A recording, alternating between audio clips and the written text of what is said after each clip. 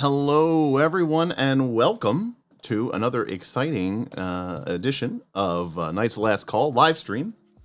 We are here once again with another rendition of Night School Live. We were asking some questions here on the Discord about what we were going to do today. I actually kind of got a little bit messed up because of the vacation and the starting work, but it was a Tuesday, but we did the live stream on Saturday, so I was actually thinking today, kind of all day was Monday. Of course, it's not. It's Tuesday. And so I asked my patrons, what should we talk about tonight? We had some really great ideas, honestly. I'd love to talk about Root. I would love to talk about more first looks, such as Sentinel Comics or Versus D. I think those will both be really fun things. But one thing that came up was this idea of, hey, everyone's still talking about Dungeon23. People are talking about dungeon design. And there's like a good 20 or so people on our Patreon who are doing the Dungeon23 challenge. Hopefully, you might be doing it as well. And so we got to talk about it. We have an opportunity here to talk about it, for me to answer some questions that you may have. And that train is really loud. All right.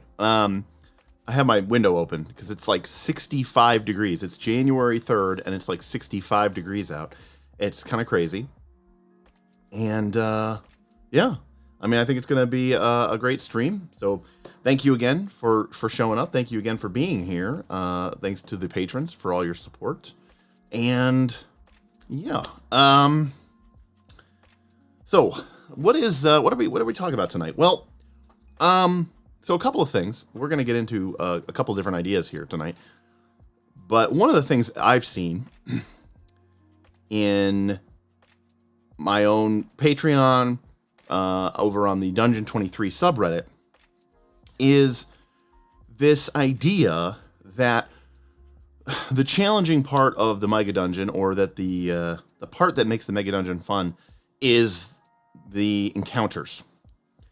Like what is in the room. And I don't know that I agree with. I don't know that I agree with that. I think there is a part of play there that is sort of being overlooked. There's a modern day gamist problem there that I think is creeping up and showing its head. And there's even some issues fundamentally with the design of modern D20 games. I think that creates certain problems when people think about what an adventure should look like and what a mega dungeon is. So we need to kind of break these all down succinctly tonight so that we can really focus and think about what are we trying to do with these mega dungeons? What are we trying to accomplish, right? What's our goal? And I think that is a worthy goal. So tonight, we are going to answer your questions, as always. Feel free to show your support. Super chats, tips, appreciated, but not required. Of course. Thank you to all of our patrons for supporting this show.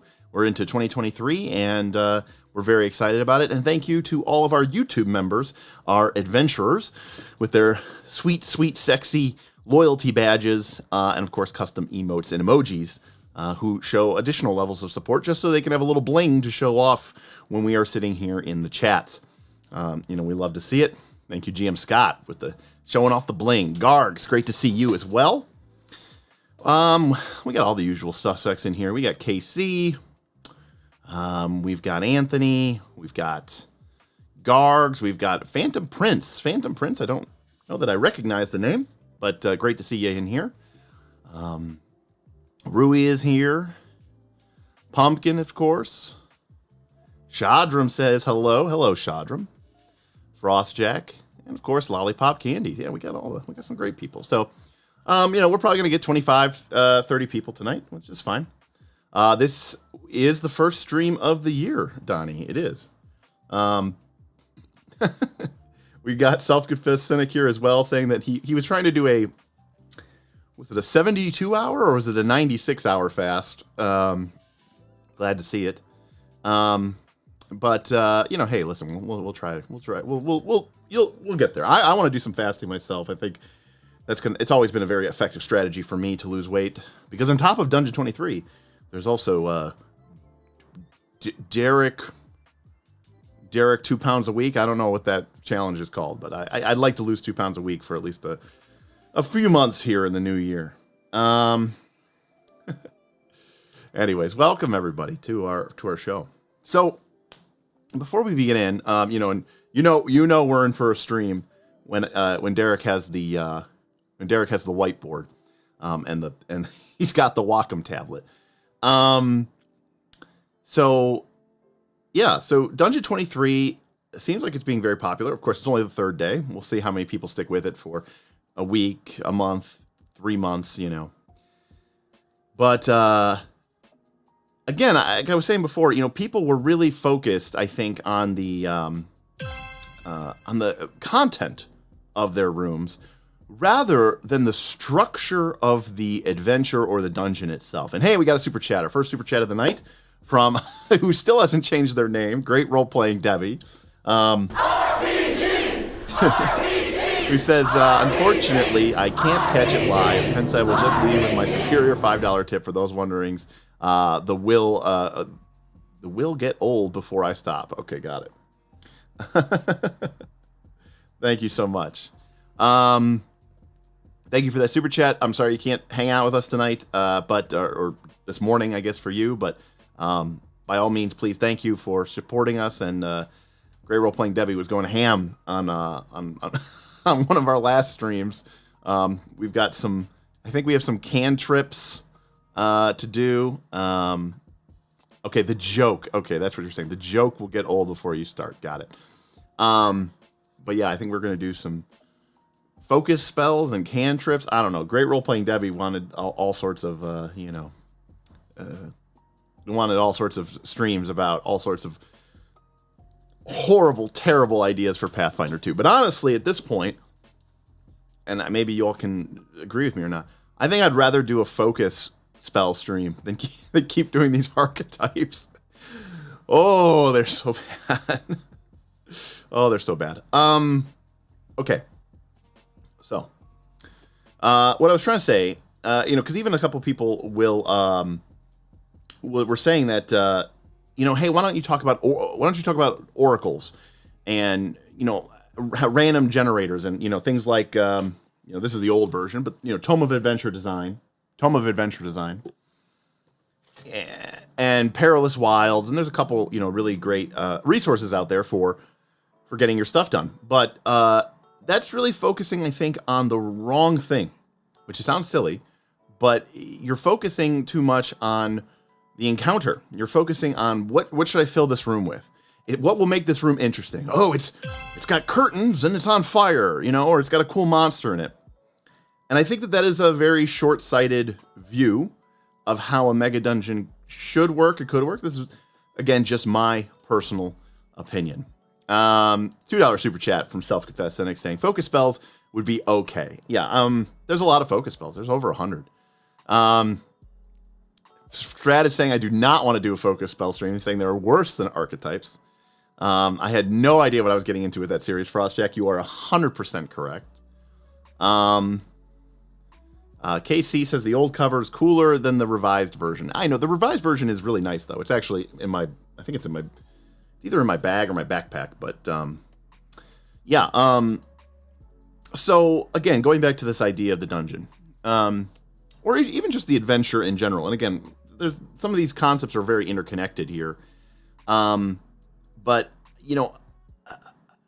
fundamentally, it comes down to this. The mega dungeon is, we talk about the pillars of play in D&D or in Pathfinder. There's the social pillar of play, there's the combat pillar of play, and then there's the exploration pillar of play. And the dungeon is really all about that exploration pillar of play. That is fundamentally what the dungeon is. Because even when you're playing in an adventure path, and you might be in something that looks or resembles a dungeon, you're not really exploring it because you're there on a very important mission. Save the world, or kill the bad guy before they escape, or before they complete their dastardly plan. Like, you may have to look for them, and you may end up poking and peeking around the dungeon a little bit before you do. But fundamentally, your goal there isn't exploration. Your goal there is, find this MacGuffin, find the item, find the big bad evil guy, and then you're done, right? The location, if you will, is actually an obstacle to you getting what it is that you want. Like, it would be better for you from a game perspective if these trains are crazy. It would be better for you from a game perspective if the dungeon didn't even exist, because it's really just kind of annoying, and it's getting in your way. Like, especially if you're doing like milestone based experience, and you know that you need to, kill the sorcerer at the end of the dungeon, and then that's the end of the adventure, that's the level up. The dungeon is just sort of an annoyance between you and getting what it is that you want, which is, leveling up or completing your mission, all that other stuff. So again, I'm on my shotgun mic tonight, so it's a little bit more sensitive. It fills the room out. And I have my windows open in my office. And for some odd reason, the trains in where we live, run directly through the middle of all the towns. And it's very hard to not live somewhere near them. And they just have been, sometimes the people they go really hard on the choo-choo. So I'm sorry if it makes a loud noise. It's very loud in here, so. So we had a question from Phantom Prince. I have never experienced a Megadungeon. Can you give a description? I'm a GM for about 10 years, but basically taught myself, so I am kind of a noob. Sure, Phantom Prince. So the idea of a Megadungeon is, it is a dungeon. I would say, it's sort of a gray line, blurry, fuzzy line between what a dungeon is and what a mega dungeon is. But I think fundamentally a mega dungeon has two main components to it. One, the dungeon itself is so large. There are so many rooms, and there are so many, structures and places and nooks and crannies, that it is very unlikely that any one group will ever be able to literally explore every single room. There's always going to be an element of a mega dungeon of, there's always more. There's always more that you could go to. We didn't explore everything on level 2 because something else caught our attention, and we went down to level 3, and then we went down to level 4. And sure, we could go back to level 2, but we're higher level now, and it probably wouldn't really be worth of our time. So let's just keep going, deeper. Second thing is, the dungeon doesn't, I'm going to say this, but the dungeon is the campaign. And that means that the focus is on the dungeon. There may be a town outside of the dungeon or nearby that the group goes to in order to, restock, or there might be some factions or political play at hand there. But fundamentally, this campaign is about exploring this mega dungeon, and the players are bought into that. The PCs are bought into that, and everybody's bought into that. And that is kind of the two main qualifications for a mega dungeon, and because you want it to feel impossible to clear the whole thing, and because you want it to last for many, many, many, many, many levels, they tend to be pretty big, and that's why the term mega dungeon comes into existence. So now there's a lot of problems with this approach, and I'm going to go to the whiteboard just so I can doodle. Okay, so so there's like we said, there's a couple of different problems, fundamentally with the sort of the dungeon approach, because Gargs, you say you don't know, I don't know your players, I don't, but they'll explore every fucking inch of fear of missing out on one copper piece of treasure item. That's actually okay, because part of the allure of Megadungeons is that you, the GM, do not have an agenda.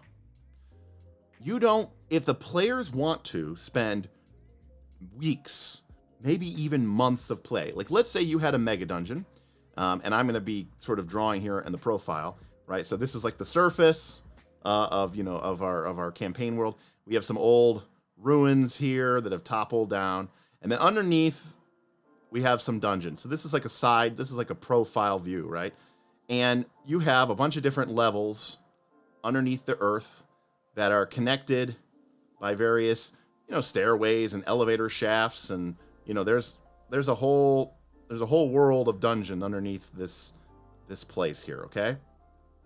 And your group comes in, fresh face, level 1, and they say, okay, we want to go, they come in from town, and then they go, okay, we're going to go down to here, and we're going to start exploring level 1. And they do. And they keep exploring it. And guess what? They get to level 2, and they get to level 3, and now they're level 4. I'm talking about character level here. And they're still exploring the dungeon. Well, guess what? The dungeon threats are going to become easier. The treasure is going to become less important or valuable. And the characters innately will figure out that there isn't as much value in exploring this dungeon anymore. But if they decide as a group that what they want is to completely explore this entire dungeon and get every single piece of treasure on it, then that is their call. And if they are having fun with it, then fantastic, great. That is up to them. See, the real advantage of a mega dungeon here is, let's say you have a different party who says, you know what, we're going to come in and we're going to, come in and we're going to explore level 1. And, we get to level 2, our characters are level 2 or 3, and then we go down to this dungeon level, and it's kind of tough. And now we're level 4, we're level 5, and we find this stairway, and now we're down here, and now we're level 7, character level 8. And then, you know what? We find this stairway here, but we say, you know what? We don't want that challenge tonight. We don't want this challenge this week. Let's go back. We never explored this part of the dungeon, but we did find this stairway. Let's go back up. Our PCs are level 8 or 9, but, this dungeon level here is only, maybe it's only made for level 5 or 6 PCs. Great. They can go up there, and they are going to kick ass and take names, especially if you're using a system like Pathfinder 2, where they are just going to just kind of raffle stomp everything. And maybe they enjoy that. Or maybe they get bored really quick. And as soon as they find the passageway down to this dungeon, they take it. And then this is stuff made for level 11 PCs, and maybe they're only level 10 PCs, maybe they're only level 9 PCs. And this is really challenging stuff, but they're getting a lot of XP and they're getting a lot of really cool treasure, and to them it's worth it. The point is, it puts the agency into the player's hands, and that's what makes it such a powerful tool for sort of gameplay. Now, Self-Confessed Cynic had a super chat. Thank you, Vin. And he says, what fun does the GM get out of a Mega Dungeon again? Sounds like not much more than watching a serialized adventure comedy. Well, I imagine the GM gets the same fun out of a Mega Dungeon as they do from anything else, I suppose. I don't know where the adventure comedy comes in, but the fun for the GM is that you have this location which is full of interesting challenges. And in some instances, you may not, and this is going back to the dungeon design, you may not have a great idea of how or where or why the group is going to solve an issue, because we're kind of getting ahead of here of what we were trying to do here. But really, what this is all about, like I said, is exploration. But on a further, scale, what it's really about is puzzles and problem solving. Okay, because what the PCs are trying to do is they're trying to level up, and they're trying to get treasure.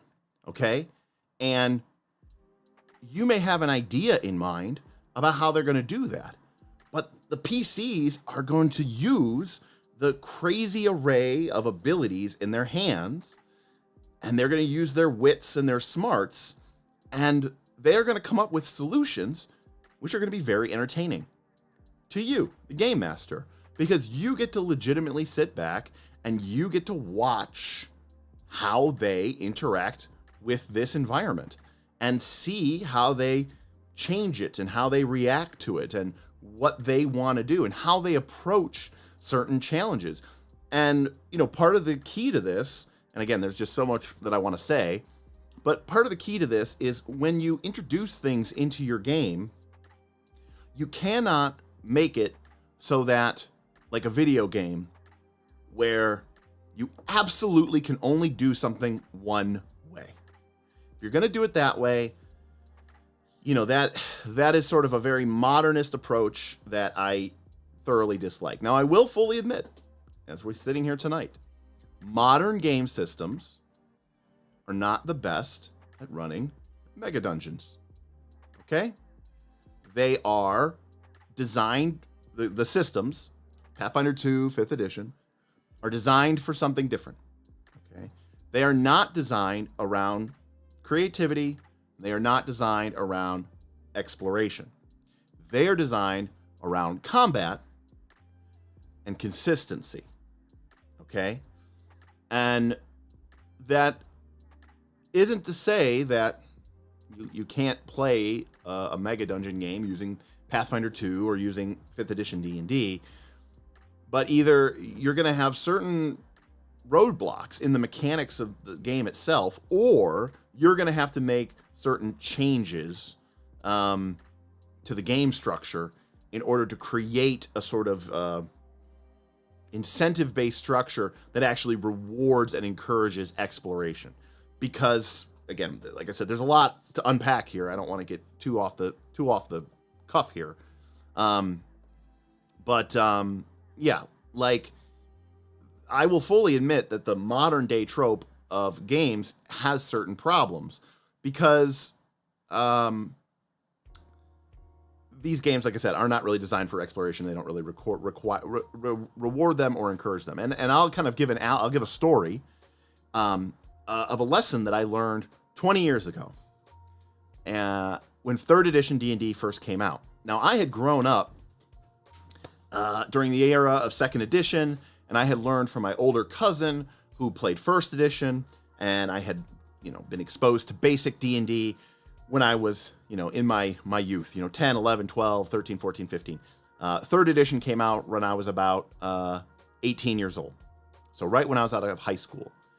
And I had grown up playing and expecting this certain idea. Dungeons were, of course, very popular, and people played in them. And, when you played in a Final Fantasy game or a computer game or in, a Dungeons D&D game, random monsters, wandering monsters, random encounters were scary. They were bad. They were annoying, whatever. And we started playing 3rd edition with my friends, and I learned this really important lesson, but I didn't realize that I had learned this really important lesson until many years later. And what it was my players, we were all 18, 19 years old, 20 years old. I had built dungeons. They had random encounter tables. And of course, this was 3rd edition D&D. And in 3rd edition D&D, when you had an encounter, you looked at the challenge rating, the CR of the monsters. You calculated based off of their CR rating and the party level how much experience points they got. And like every D&D player ever, especially back then, at that age, their goal was to level up. And I'm not sure exactly how or when or why this happened, but essentially, the group kind of said, hey, you know what? that random encounter that we just had was actually easier than the encounters in the rooms, because when we go into the encounter in the room, they're that's their lair. They're ready for us. That's their home base. But when we had that random encounter, it was like we were both on even footing because neither of us was expecting the encounter. But we're playing 3rd edition. That encounter was, 2 ghouls, which are a CR1 each. So we got 600 experience points. We should just have random encounters. And this began this kind of inside joke amongst me and my group, where they would like go down into a dungeon and then they would like bang pots together. That was the joke, was banging pots. They would bang pots together in order to deliberately attract random encounters so that they could have a fight. And ideally the fight would be sort of more even because or anything, like the PCs were ready for it. They would pre-buff and then trigger random encounters so that the monsters would come to them kind of maybe not ready for the fight. The party was, and then they would waylay into them, attack them, kill them, rinse, repeat.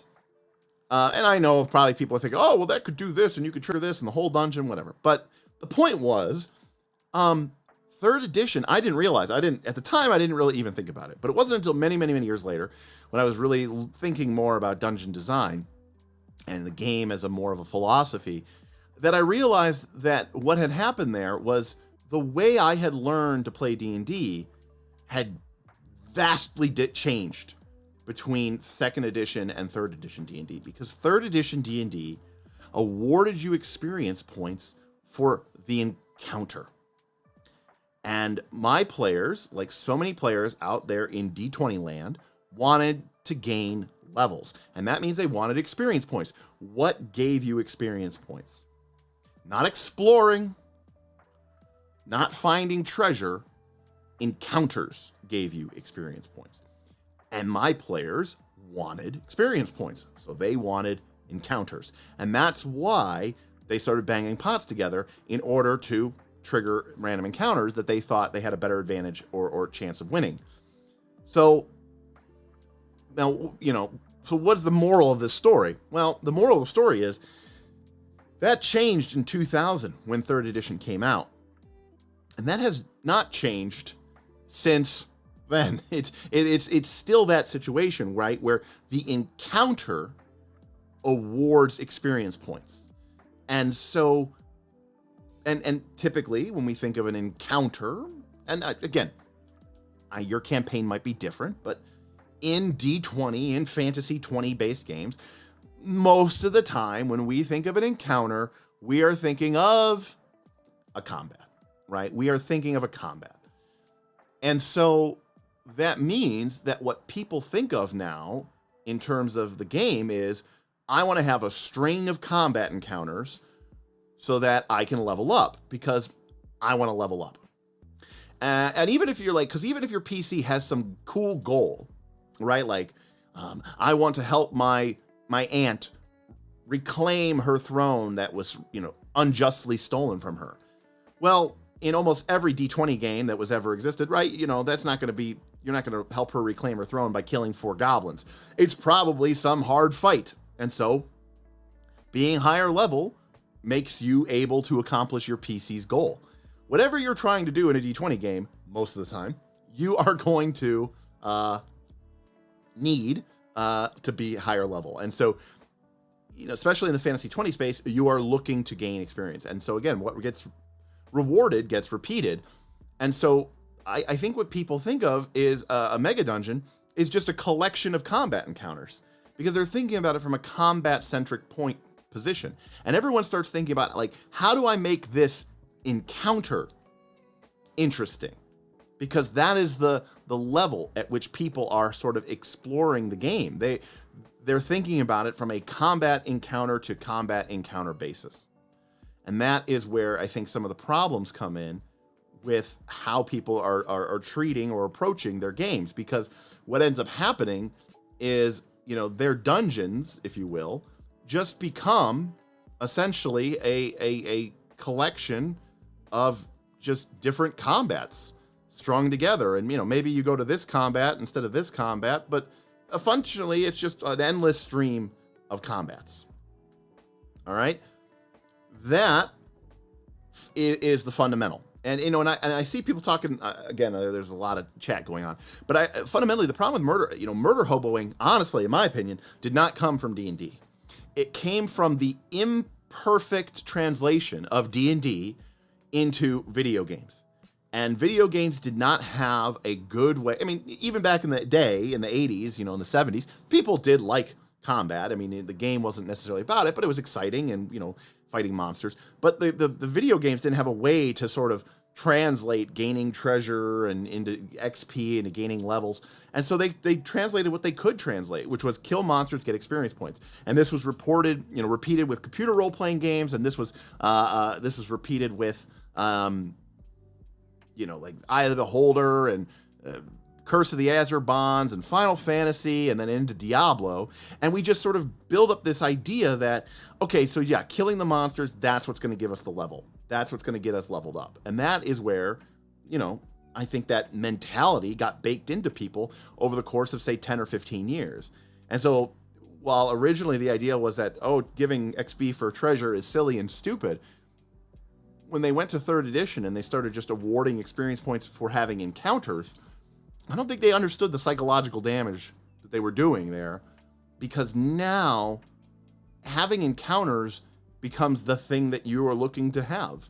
It becomes the thing that you are trying to do.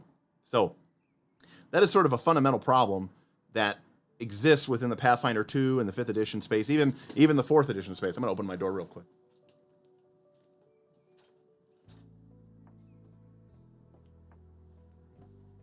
Because, you know, these things don't really translate well. They don't really work really well in that space. All right, let me see if I can catch up here. Sorry if I missed something, but again, like, there's a lot of chat going on. I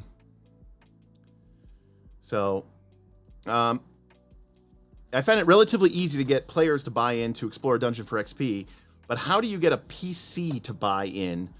How do you get a PC inspired to explore a dungeon? Great question, Gid. Well, the answer is, of course, kind of twofold. The one is wealth. I mean, I think we take for granted that, you know, the main motivation for most of us in our whole lives is is getting money. And we're not all, you know, horrible mercenary people, right?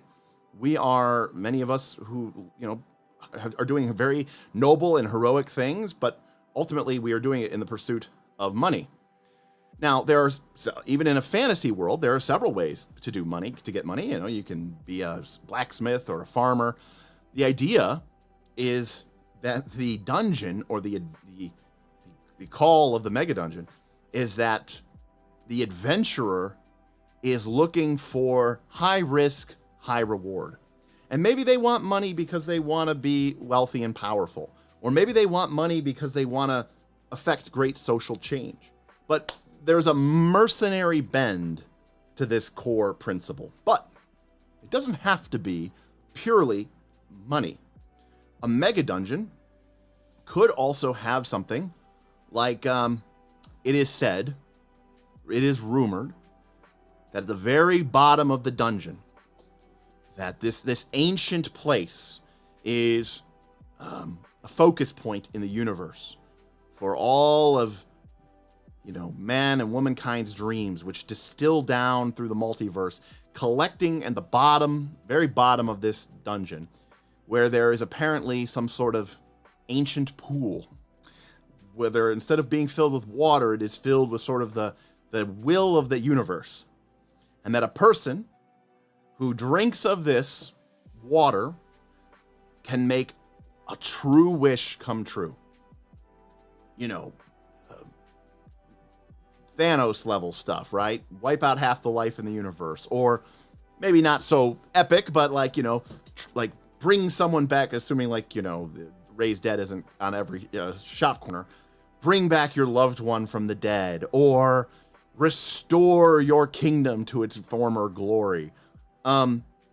you want to put something there that the PC is driven to acquire, because that is a totally reasonable thing that a PC should be driven. But taking a step back, stories will happen in your dungeon because you and your players are going to have fun, capers and shenanigans.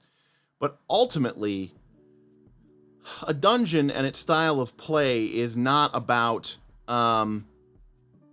is not about,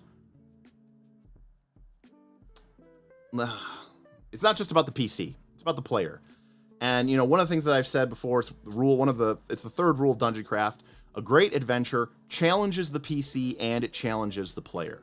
And a big part of this sort of exploration puzzle problem solving is in challenging the player. And, I think that the type of person who is looking for a very nuanced character with a lot of intersocial and interpersonal relationships, and that's not the type of PC that's going to be in a dungeon. Quite frankly, I don't think that's the type of PC that should be playing in a fantasy 20 game at all. I think a D20 character should be an adventurer. The rules support that, and I believe that first and foremost. As a point of comparison, here behind me, I have some red Legend of the Five Rings books. If you try to make a Legend of the Five Rings character and your goal was to become wealthy and explore dungeons, the game would not work. I mean, are there rules for, attacking things? Are there money units in the game? Of course there are. But the game doesn't support that kind of play, so I wouldn't use Legend of the Five Rings to do a sort of dungeon delving, mercenary type campaign. I would use probably D&D for that. So that's kind of where that, idea comes from. So what I wanted to talk about, and I know there's a lot of conversation going around here, but I want to talk a little bit about not just the encounters, but about creating an interesting place to explore. All right? Because what is the point? Chat, I'm asking, what is the point of a puzzle? The point of a puzzle is to make people feel smart. And that's not my quote. That's a quote from the guy who writes the New York Times crossword puzzle. I like crossword puzzles. The point of a puzzle is for people to feel smart. It's not for them to feel frustrated. It's for them to have that moment of being like, okay, we figured it out. Now, I know when I say puzzle, you might be thinking, he's talking about like, the GM said, okay, there are 4 sticks and you have to cross the river and the fox will eat the rabbit. I'm not talking about that. I'm saying that the sheer, like, if you're hiking in the woods and the bridge that you were going to use to get across the river is been washed away by a flood, but you still need to get across the river. That's a puzzle. It's not a traditional puzzle, but you have to solve this problem, and that it can be a very, very, very rewarding experience. And so what I want to talk about today is this idea of sort of procedurally, of structures that a dungeon can have that reward exploration, that require exploration, and ultimately are sort of a form of a puzzle that the players can get to experience and enjoy. So first and foremost, let me just say that, my ideas are an amalgamation of obviously everything I've learned, but in particular, I've been very influenced by the work of Justin Alexander from the Alexandrian, who has a great, fantastic blog about all these ways that you can create a dungeon, but also from Joris Dorman, who is a board game designer and video game designer, And Joris Dorman has some videos on YouTube where he talks about this process of creating what he calls cyclical adventure design. And it's the idea of creating a play space that rewards or requires or encourages exploration and sort of puzzle solving. And so, to that end, we're going to kind of talk about what that means and how we might use that in a mega dungeon. There's going to be kind of an element here of fate and scaling. But fundamentally, we are going to, I always talk about agency in decision making. And the most basic of dungeon principles is this idea that the players should have to make a choice. And so if they are starting here and they are trying to get to here, okay, then the most boring way possible would be to have, a series of rooms that sort of take them, oh, come on. That sort of take them from the start to the goal. And of course, many classic dungeons, and yes, especially in Paizo, will have something like this. And if you were to draw the map out, it might look a little bit like this. If you were to create like a flow chart of it, which gives the impression or sort of the feeling that it's not linear, but obviously it really is linear. So the easiest way that we have in order to create we got to make some definitions here, okay? What does goal mean? Okay, this is kind of where the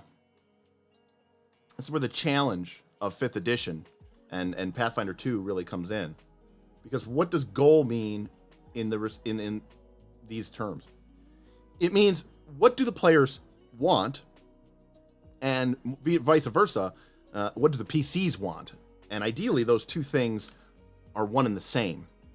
Now, I'm not gonna lie, older editions of D&D sort of solve this, because the assumption was that your PCs were sort of mercenary in nature. They wanted gold. They wanted gold because gold was going to make them powerful, or gold was going to let them raise an army.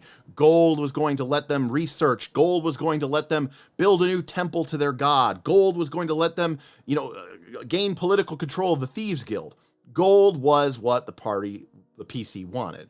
But of course, in older versions of D&D, gold gave you experience points. And that is what a player wants. Okay?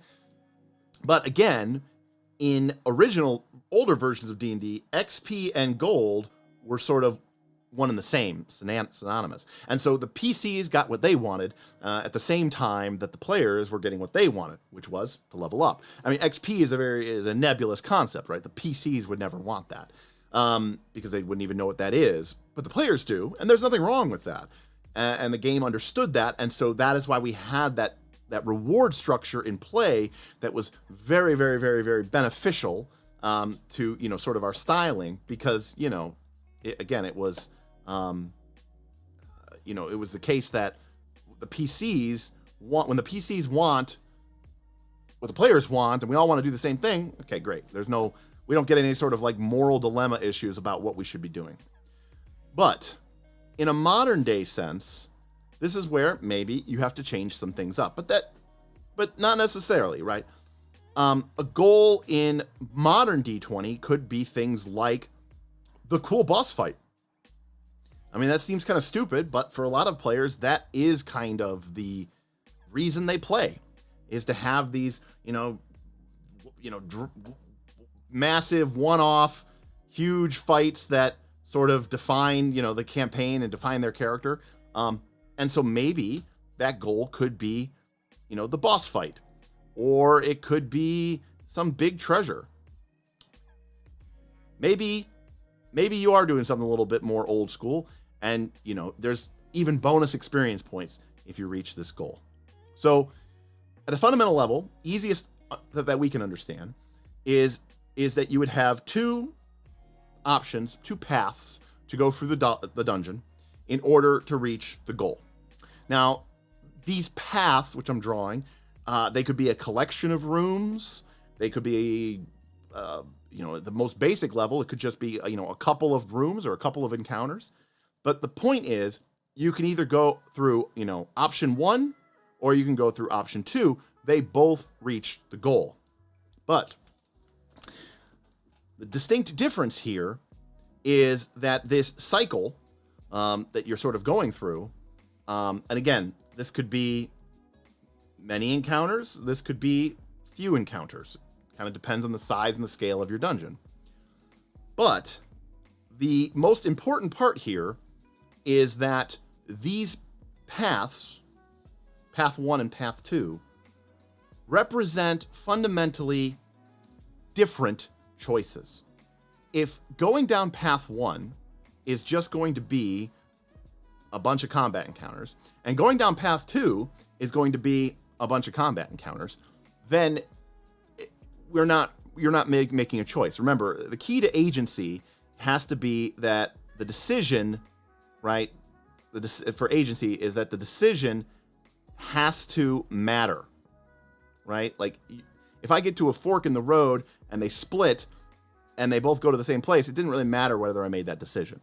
The second thing is you need to know what your choices are. So, for example, maybe the one path is, maybe it's a bunch of combat encounters. But this is something the players know.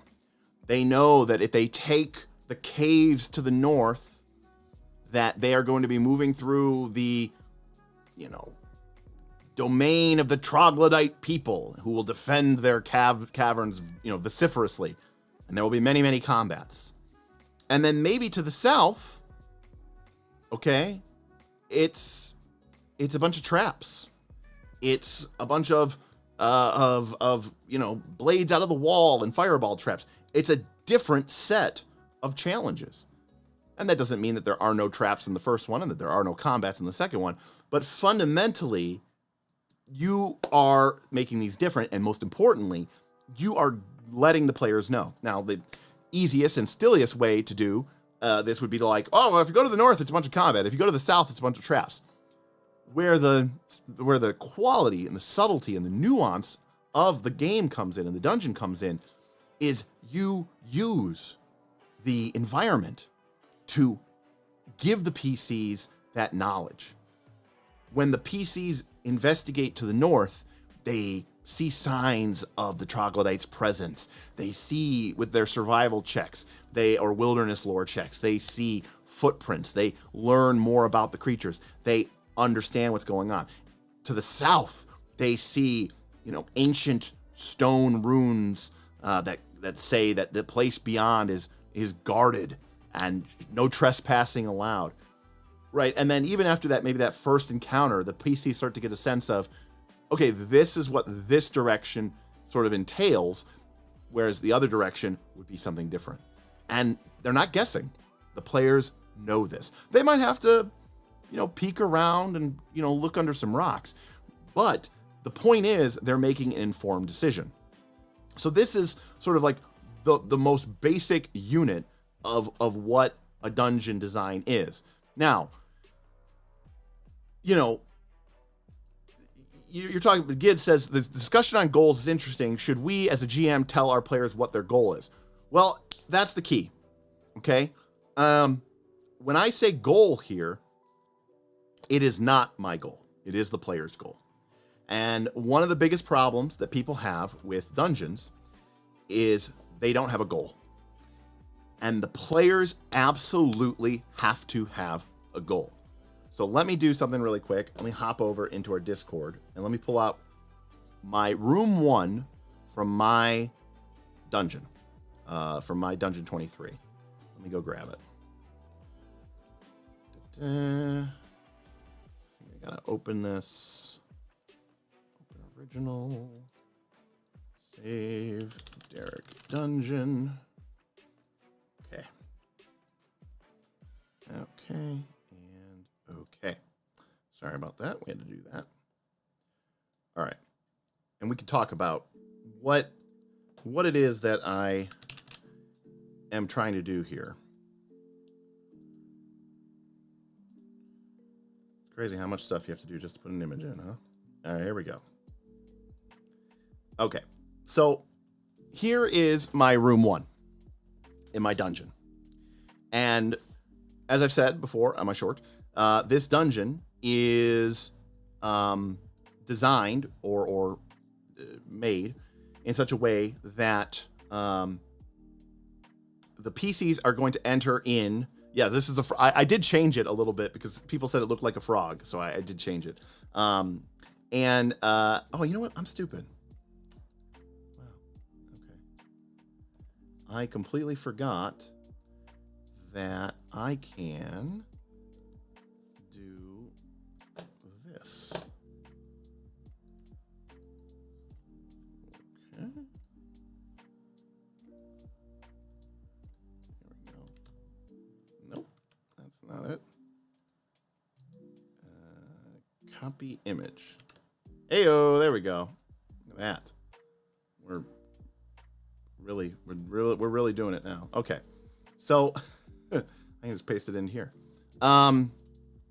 So one of the things that I did with this dungeon design is the players come in, and as I said before, there's actually a shaft in the ceiling that maybe was a cave-in or maybe it was dug. And part of the reason why I'm envisioning that the place might have been dug into is this is part of an ancient treasure vault. This door here in my game is going to be made out of, magical blue steel, reinforced astral mithril. It's not just some wooden door or some stone door that the PCs can just break down or hack down through. That's not to say that I wouldn't give it hardness, and that's not to say that I wouldn't give it a break DC, because part of the fun of playing D20 is that, if the PCs are high enough level, maybe they can just, pick this thing, lock, use thievery to pick this lock. Now, should a level 1 or 2 or 3 or 4 or 5 or 6 PC be able to do that? No, but if you had a rogue with legendary thievery and really high dexterity and magically enhanced thievery skills, might they just be able to open up the ancient vault? Yeah, I think that's okay. Like, that seems totally reasonable to me. But, for lower level people, not so much. So, part of my goal here, though, is the players from the beginning are going to have either grown up in the nearby town or the village that is near the Megadungeon, or maybe they've come from far away because everyone has heard the legend of the treasure of the vault. And to no one's recollection has the vault ever been opened. And so when the players come here right from the beginning, now they may never open this vault, and that's okay. This isn't the be-all, end-all. This isn't the end of the campaign. The Rune Lord Karzug is not sitting behind those double doors. Belcora is not sitting behind those double doors. The players don't have to get through those double doors. But in Pathfinder 2 terms, I'll use Pathfinder 2 terms, maybe there is the equivalent of like a 7th level treasure behind these doors, just right behind these doors. This is a level 1 dungeon with level 1 players. And if you really want to entice your players, you could say in-game, they've heard legendary rumors of the wealth and the power that is located in this ancient vault. And then you tell the players, guys, there's like level 7 items in here, okay? Like, there's like a +2 striking weapon. You're like, oh my God, I think that's level 10. But point is, the players and the PCs are both sort of like, yeah, I want to get that. They don't have to, though. My game doesn't care. If my players are playing Pathfinder 2 or 5th edition, I'm assuming that they want gold and they want, cool magical items that are going to let them to level up. But the point is, right from the beginning, I drop them into a room that they say, okay, so what I want is right here. And then I say, well, but it's locked. And this door is particularly magically strong and imbued. And there is some sort of key on the left side and a key on the right side. And right away, my players should start to figure out, based off of maybe information that they find maybe over in this room or in this room. Okay, I get it. This key is probably located over here, and this key is located over here. And now we have something right off the bat to do. Especially if you watch my shorts, I'm envisioning that the keys are actually some sort of maybe like a sword, and then maybe some sort of, magic wand. And so the party knows, okay, we're looking for a, key-shaped sword, or we're looking for a sword that is a key, the sword that is not a sword. Already our players are starting to think about what they need to do in order to sort of beat this puzzle. And I didn't come out and I didn't maybe necessarily tell them exactly what they need to do. But again, puzzles are designed for people to feel smart. I want them to figure it out. I'm not trying to purposely hide it from them. That doesn't mean that you need to make it super easy, because it doesn't matter whether they get in there or not. So, point going back to this is I'm giving the players options to get to their goal. Now, we'll get to this later, but, fundamentally, I've sort of reversed this a little bit, because the goal is actually at the start. It's right there in front of you. You don't actually have to go get to the goal. The problem you need keys in order to unlock the goal. So again, the idea is that at the most basic level, you have a starting position, you have a goal, and you have two paths, alternative paths, maybe three, that you can use in order to reach the goal. So that's sort of like baseline, right? Just having two different paths. A sort of variation of that would be that you have your start, you have your goal, but the goal is locked. And then you have a path here, and you have a path here, and you have a key 1 and key 2. And this is kind of what I've done.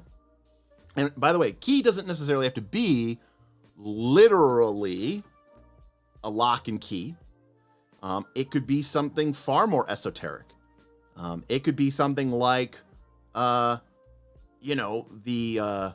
just thinking off the side of the box here, but maybe the goal is a door that is made of of a very ancient and rare stone, and you need a certain type of acid to be able to melt that stone.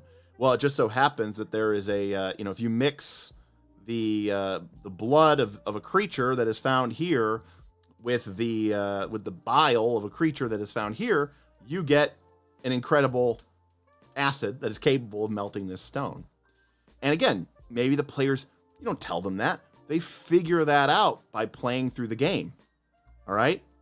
And they'll feel smart, because they'll be like, oh man, because the players may have come through here and they get to, let me change my pen color.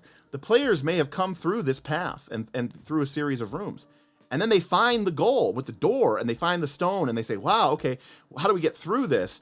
And, maybe they find information in the dungeon. Maybe they use their, resources in town, and they find this weird creature, and they can't put two and two together. And then they realize, oh, you know what? The other creature that we need, I think it's over here. And then they come down and they find it, and they're like, oh, look, we figured it out. We mixed the two things together and we have it. Now, Gid is laughing. Or Gid is making fun of me, I should say. He says, you need alchemical crafting for that, Derek. Here's the thing, Gid. Believe it or not, in this type of game, I might even be okay with that. Because saying to a PC, if you want to do that, well, when you level up, take alchemical crafting. Pick up a dedication to alchemist. Because here's the thing, you don't need to do this for the campaign to work. Again, Rune Lord Karzug, Belcora, is not behind that goal. right? Something non-existential is behind that goal. The campaign does not need for the PCs to put 1 and 1 together and go through the goal. This is just one example of a loop, because what I'm not showing you is that in a mega dungeon, you actually have multiples of these, sometimes overlapping each other. Sometimes those paths are actually different levels within your dungeon. And maybe the party doesn't find the key for the lock that they on the level that they are on until level 3 of the campaign. Or I'm sorry, level 3 of the dungeon. So there's a certain amount of me, a point of me that says, there's almost a point to me where it says that almost makes more sense in a campaign like this. Now, to be fair, I still think that allowing people to do cool things just because it makes sense is totally reasonable. But I wouldn't fault anybody for doing that, because again, a good dungeon is going to test the players as much as it's going to test their PCs as well. And Frostjack brought something up, and he says, and if they ever do get that magic sword and start relying on it, if it ever comes up for whatever reason that they lose it temporarily, they're going to really feel it. Not just that, Frostjack, but what if it was a really cool sword? And what if you weren't sure, or maybe you did know, that placing it into the lock destroyed the sword or made the sword unavailable? Then you might sit there and say, maybe I don't want to give up my sword. This sword's pretty cool itself. Do we really need that treasure? And the answer is, of course, no.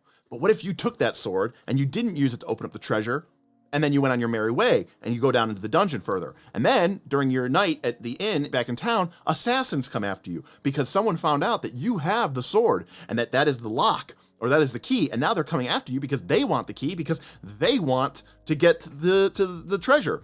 And the whole game is going to just go in this whole new direction because your player made a choice to keep a sword, and maybe they didn't keep their mouth shut about who or what it did. Shadram, what about mutually exclusive paths or goals? Would that just annoy the players? No. Define mutually exclusive. But no, I don't think, as long as the players are going into it knowing. They have to know what they are giving up or what they're choosing. Yeah, exactly. That is a good example. Because if the players choose to give up their magical sword and the magical wand they found in order to open up the door, and let's assume in our instance that the sword and the wand are destroyed or otherwise no longer available, you're sort of giving them that is a crossing the Rubicon type moment. But again, the players are going to be aware, or at least have an understanding or an inkling, or there will be plenty of clues and available nature from them that makes them aware of what they are getting into or what they are doing. So again, at a fundamental easiest level, you sort of have just two different paths. Okay. Now strategy says, you can't both keep the sword and get the treasure unless you do. Kobayashi Maru is a great part of Mega Dungeons too. That's right, because here's where it could be fun for a player. Because what if the sword is really powerful and they want to keep it? But like I said before, don't ever create unmitigatable realities in your world. No, the sword must be put into the thing and it must be destroyed or the door can't open. Don't paint yourself into a corner like that. Give your players room to surprise you with their creativity, surprise you with but don't give them a free lunch either.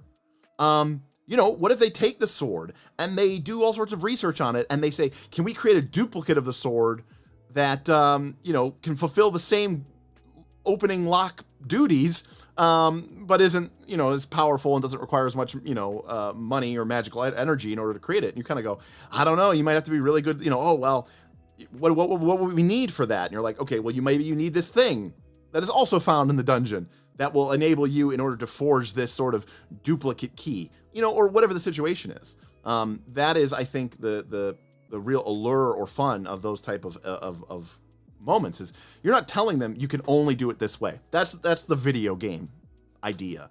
This is the tabletop role-playing game idea where creative ideas and using your abilities creatively in order to problem solve and deal with these puzzles, problem solving and puzzle solving become sort of to the forefront.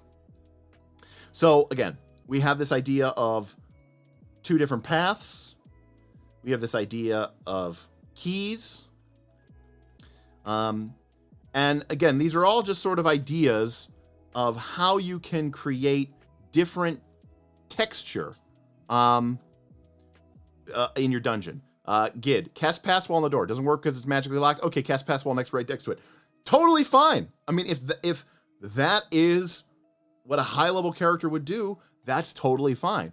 And should a level 1 dungeon vault be prepared against pass wall? Probably not. Now, if you're on level 10 of your dungeon and this is where your higher level, really super crazy cool stuff, yeah, they may have protected it against pass wall. They may have protected it against extra planar travel or teleportation or dimension doors. The level 1 vault? Yeah, probably not. And I'm okay with the idea that a high level characters can just sort of deal with that because that's what those high level powers should do. So again, we have this idea of, and again, these are all very vague concepts. So for our third option, we're going to start here. For our third option, we have the idea of the option 3. We have the hidden shortcut. So we have our start and we have our goal. And we have this path, this long path that takes us to the goal, right? Where there may be, several encounters along the way. But we have a short path, but it's secret. And secret can mean a lot of different things. It could mean hidden. It could mean that there's a secret lock. It could mean that there's a password. It could mean literally just a hidden secret door and someone has to make a perception check. This idea, again, is this idea of like the players are going to feel smart. They're going to feel rewarded, especially if they learn. Now, this is, by the way, a great example of the problem that Pathfinder 2 creates. Because if we were playing old school Essentials or we were playing first edition D&D, and let's say that the goal was a treasure of 10,000 gold pieces, and you're like, oh man, we're going to have to fight our way through, 20 orcs and 4 ogres and 1 hill giant in order to get that treasure. And orcs and ogres and hill giant could kill our characters and cause all sorts of problems for us. But in first edition D&D, and older versions of D&D, these monsters basically didn't give you experience. Some games, they didn't give you any experience. Now, the 10,000 gold would give you 10,000 XP. That was pretty sweet. So in older days, if you found some sort of secret passage that took you from the start to the goal, and you got this 10,000 gold pieces without ever having to fight any of these monsters, you were like, this is the best thing ever, because we didn't have to risk our characters. We got a ton of treasure and a ton of experience points. But in 3rd edition D&D, 4th edition D&D, Pathfinder 2, Pathfinder 1, 5th edition D&D, if you found this secret door and you found the goal and you found the 10,000 gold, that'd be great, but you missed out on all the experience points that you would have gotten from fighting the orcs and the ogres and the hill giant. Now, again, your character is still now maybe level 1 or 2 instead of level 4, but you still have 10,000 gold, so maybe you can go buy all sorts of broken magical items for your character, and you'll still be level 2, but you'll have a ton of really sweet equipment, and the game theoretically will be easier for you. Maybe you can't go fight level 4 monsters, but you can certainly go fight level 3 monsters and kick their ass because your character has so much wealth and gold and power. So that is one aspect of it. The other aspect of it is to, and so that in that perspective, you just say, okay, I'm just going to leave it the way it is. The other aspect is to start to look at how the game rewards experience points and figure out new ways to award experience points. because that is going to, Patente de Corso tip $10. Hey, thank you. Oracles are a great tool to avoid mandatory steps. Thank you, thank you, thank you. That is a interesting question. Oracles, here's the problem with oracles. Oracles sometimes lead to random nonsense, and the dungeon can start to feel like a bunch of unconnected things that have no connection or no foreshadowing.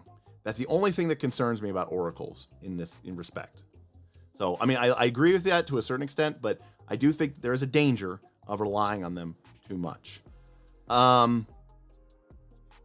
So, going back again to our idea of this game is that in the old school version, finding the shortcut to the goal without actually having to do any of the dungeon was awesome because you got the goal. But even in Pathfinder 2nd Edition, where you might miss out, quote unquote, on the experience points from fighting these monsters, it still puts the ball in the player's court. They got the goal, they got the treasure, they got the magic item, they got whatever it is that they were trying to come for. And yeah, they didn't get the experience points as well, but they are now much better equipped because they have better treasure and they have better items. All right. Another way that we can do this is we can create a start,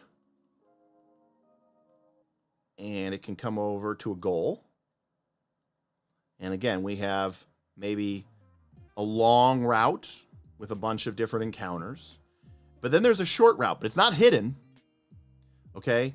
It's just dangerous. And again, the players have this information. They are aware of these decisions. Maybe they don't fully understand everything, but they get what is at stake here. And again, the dangerous could be a powerful monster. Pathfinder 2 terms, it's a PL +4. It could be a very high-level hazard. It could be a very dangerous, trap, a complex trap. Oh, the goal that you want is right there. Maybe you can even see it. But to go that way, you are aware that, that way is guarded by the Hydra. Oh, that way is guarded by, a level 7 complex hazard death gauntlet, right? And so again, you're giving your players options. You're saying to them, hey, now to be clear, this is where the game is a game. And if I was making a mega dungeon, I'm okay. Not everything has to make sense from a Gygaxian naturalism, complete simulationism perspective. I am totally fine putting this into my dungeon and then saying, hey, guess what? I am not going to make this a level 20 encounter because, that's basically me saying, don't even bother. It doesn't mean that it has to be easy, right? It can be PL +4, PL +5 even, because maybe you're telling the players, yeah, you probably still couldn't take this right now at level 1, but maybe you go do something else and now you're level 2 or 3. And then someone says, hey, remember that really sick treasure that we never got? Oh yeah, it was guarded by the Hydra. Right, which was like an instant TPK when we were level 1, but we're like level 3 now. We could probably go back and it'll be a tough fight, but not impossible. And we'll probably win, and we won't even have to go through that really long, elaborate, painful route. We'll just go kill Hydra and go get the sweet treasure. And someone goes, yeah, that's great. We should totally go do that. And someone goes, all right, bet, let's go do it. And then they do. And now the players, not only do they feel smart, but they also feel badasses. Because they're going to say, remember that Hydra, how scary it was when we were level 1? And it was almost mocking that the treasure was right there and we couldn't even get it. Okay? But now we're level 3, and sure, the level 6 Hydra, it's a what is that? No, it's a moderate encounter now, right? That's how much powerful you get in Pathfinder 2. If you're level 1, a level 6 monster is, what is it? 4, 40, 0, 1 is 60, 2 is 80, 3 is 120, 4 is 165. So it'd be like a 320 XP encounter at level 1. So it's like double extreme. But if you come back to it at level 3, suddenly it is just a severe encounter. And you're like, oh, okay, that is totally doable. And the party's going to feel badasses because they're going to be like, man, we're sweet. Like we've gained power. We're higher level now. And, that's really great. And we kind of, I kind of dipped onto this a little bit, but this is also sort of something that you can do, which is, again, all these ideas that I'm talking about, mix and match them. You can combine them. So one of the ideas is the idea of foreshadowing. So, again, you start, you come around, there's a bunch of encounters, and here's the goal. And there's this, there's this sight line between the start and the goal. Like the players can see the finish line. But in this world, in this example, they can't get it. It's a teaser. They can see exactly what they are going up after. Now, you might say, well, where's the agency in this?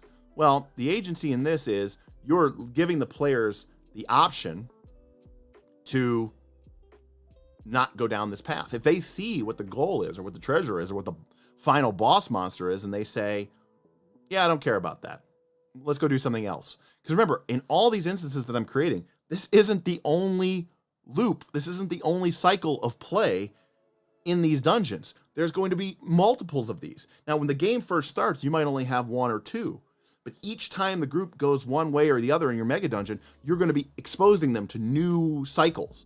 And so eventually there's going to be 2 or 3 or 4 or 5 or 6 options. So if they go to there and they look and they see that the prize, if they go along this whole big route, is, a magical hammer, and the group goes, yeah, nobody uses a hammer. And they could say, okay, we're not even going to go that way. We're going to make a different choice. Now, like I was saying before with my Hydra example, I was actually kind of combining 4 and 5. I was saying they can see it and it's very dangerous. It's actually a path, not just a sight line. It's a path, but they can actually see the prize. They know or can see what the danger is. Now they have to make that choice. Exactly, Frostjack. The agency is that they can do whatever they want, and you don't care. Exactly. So that is, to me, still agency. And again, a lot of these ideas are the idea of sort of combining them. All right, what else can we talk about? So we've kind of talked about this idea as well. Like, you can have this idea of the start is right here. The goal is right here, right nearby. But then to get back to the start, because right here, there's like, or maybe actually I put it in the wrong place. This is like a one-way barrier, right? So, Shadram tip $25. Shadram, thank you for the tip. Are we going to talk about how to keep the dungeon interesting over months of play? Use of different themes, factions, etc.? Yeah, sure, Shadram. We could definitely talk about how to keep the dungeon interesting over a long time of play. And I think some of the things that you talked about there, factions, themes, are important. I just want to talk about how you structure the game. I'm going to finish this up, and then we can talk about that. But because I do think that is important. But this is more about the idea of creating interesting. Think of your dungeon like you're playing a board game, and there's different places that you can move on the board game. And the idea is that these board game areas are interesting. They have something that you can do that give you some sort of advantage in the game. And I think that is what's so important. Anonymous tip $10. Thank you, Anonymous. Thank you for the tip. Wondering if you're sending the party to the Delta Quadrant. That's, one way of doing it. Thank you for the super chat, Henry. But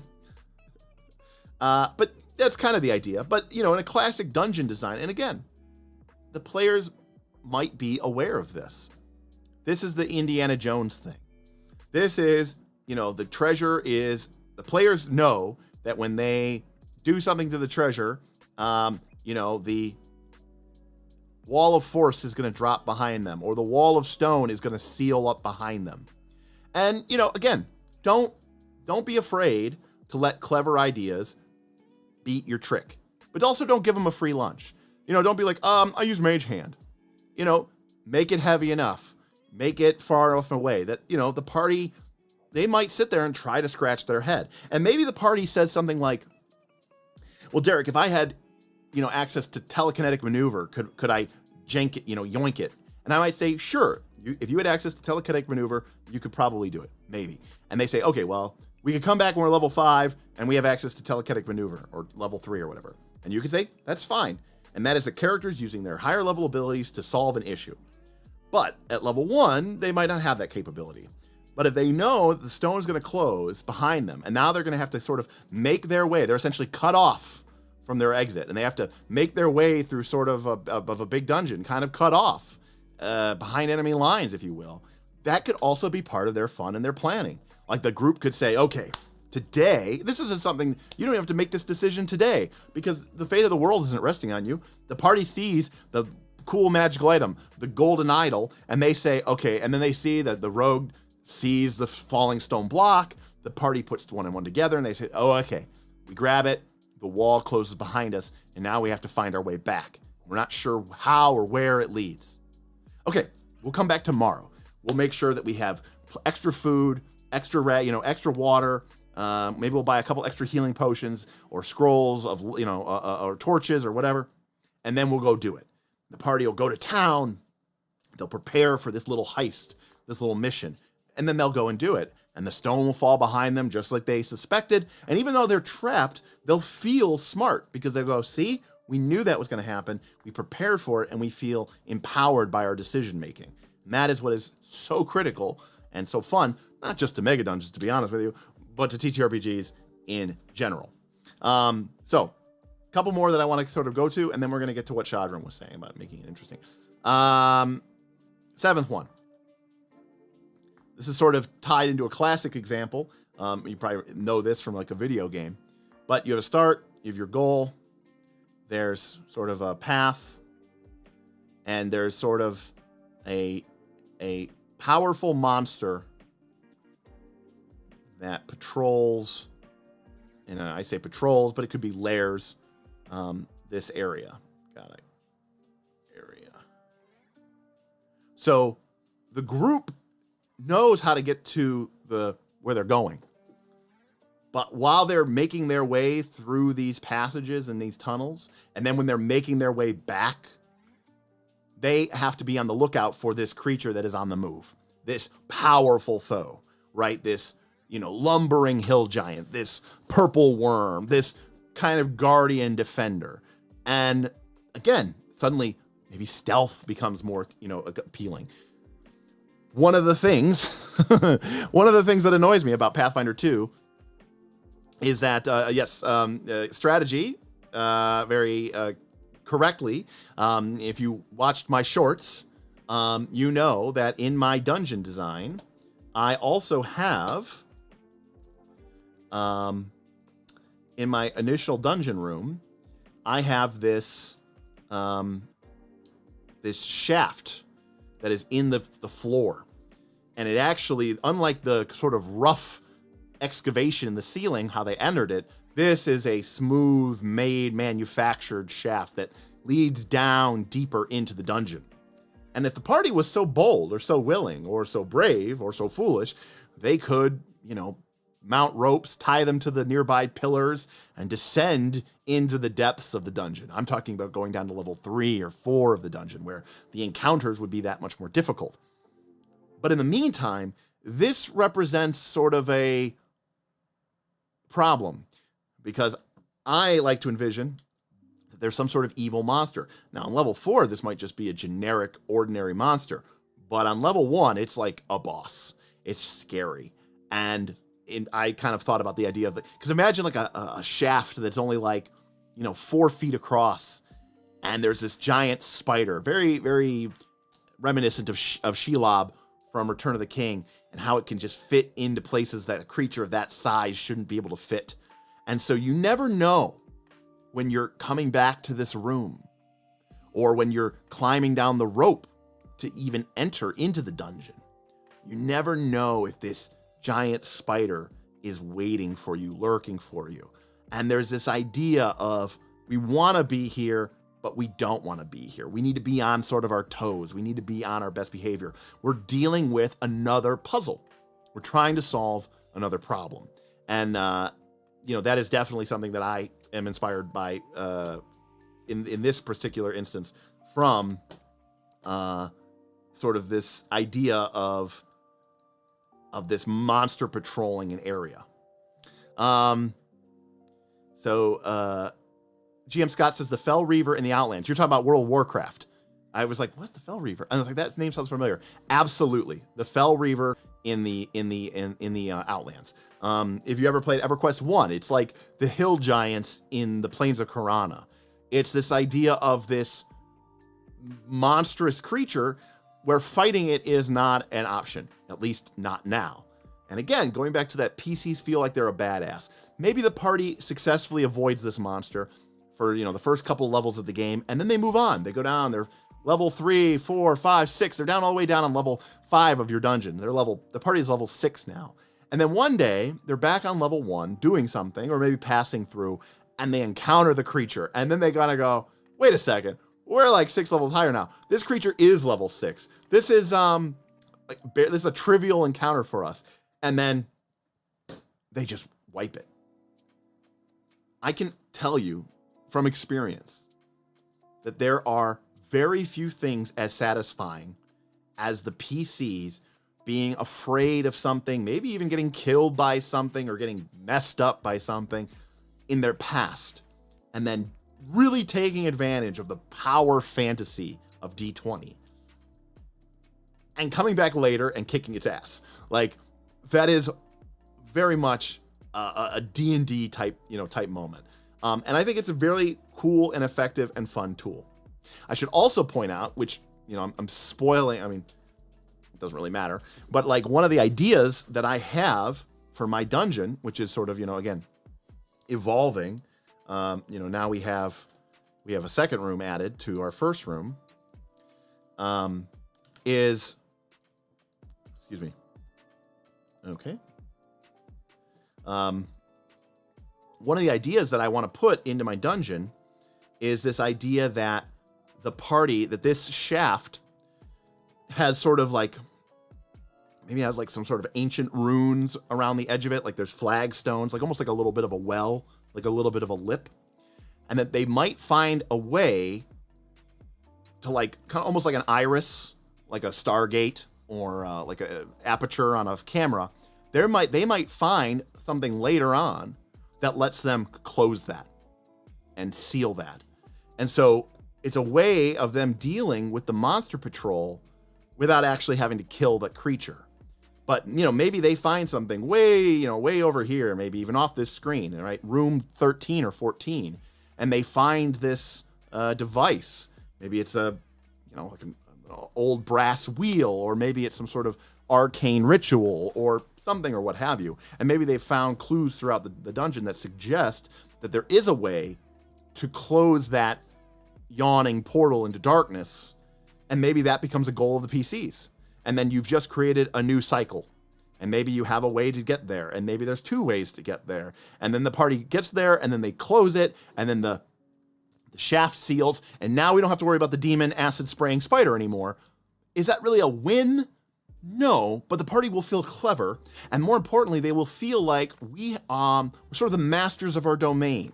We are expressing and enforcing our will upon this place, this hostile land, this foreign territory, the place of the enemy, and we are taking control of it, and we are making it ours, and we're making it safer and better and easier for us, and sort of we're sort of conquering the dungeon, and that again can feel very, very, very satisfying.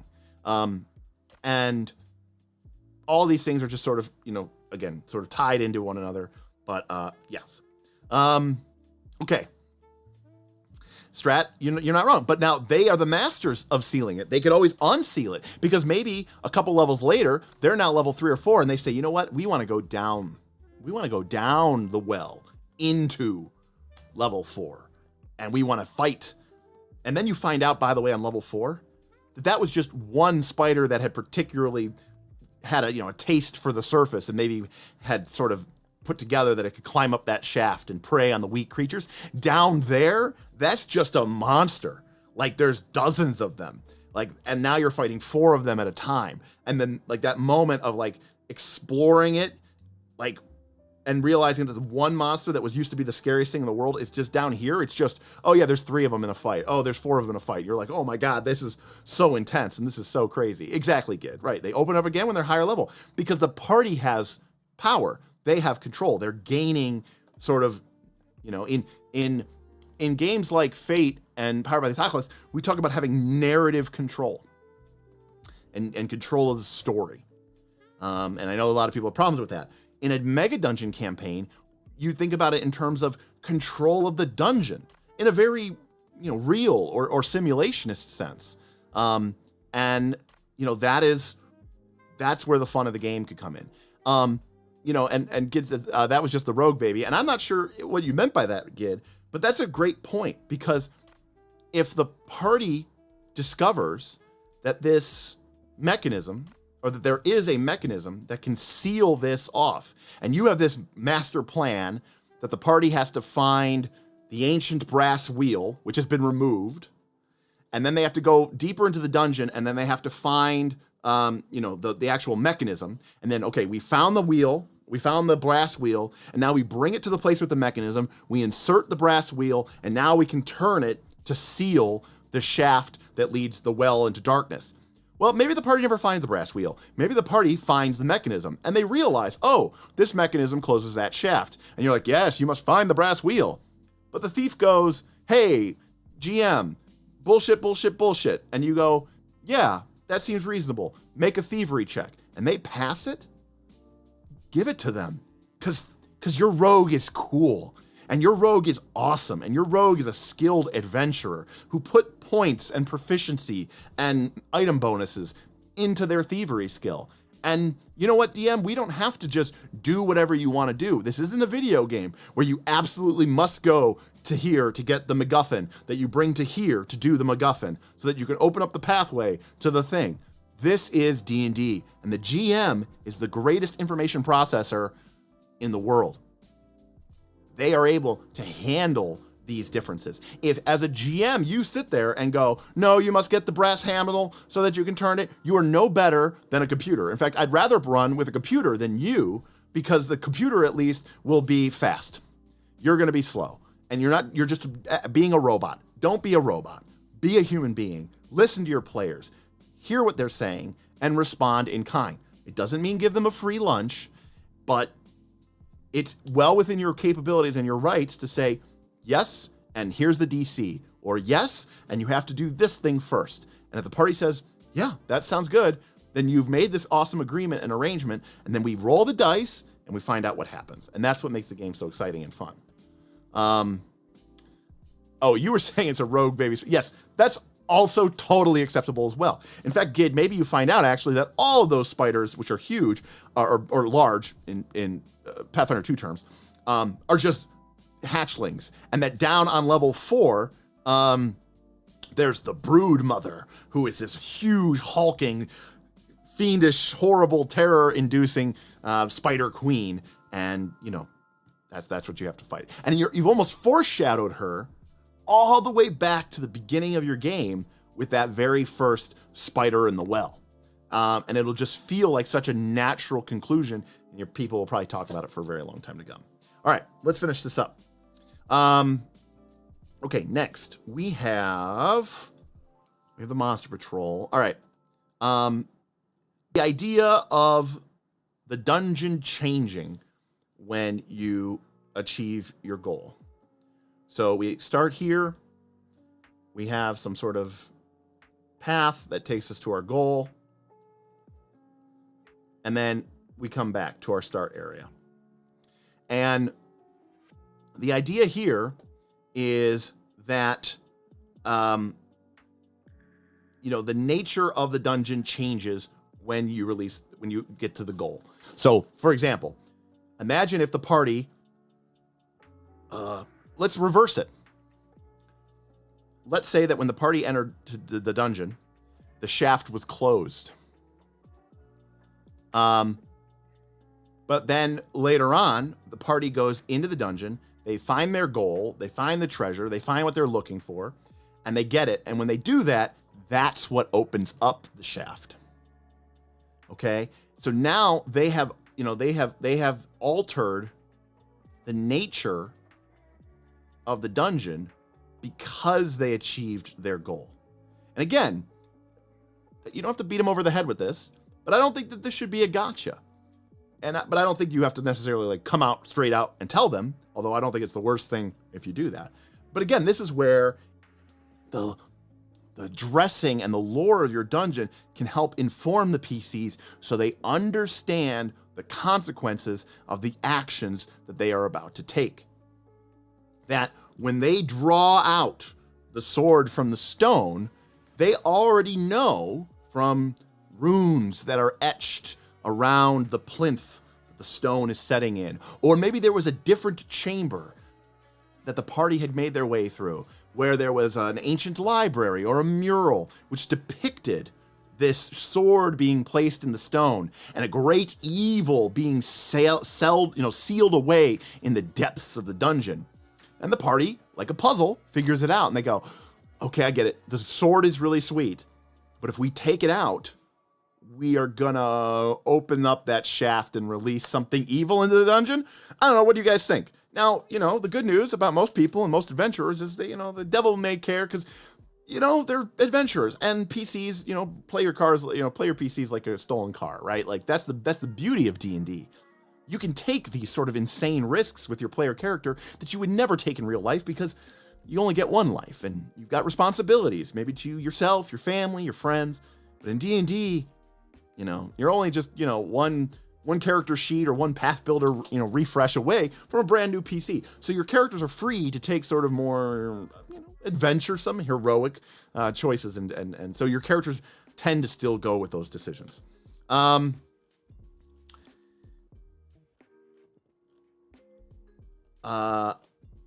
So the last one is this idea of sort of a false, or sort of the gambit goal.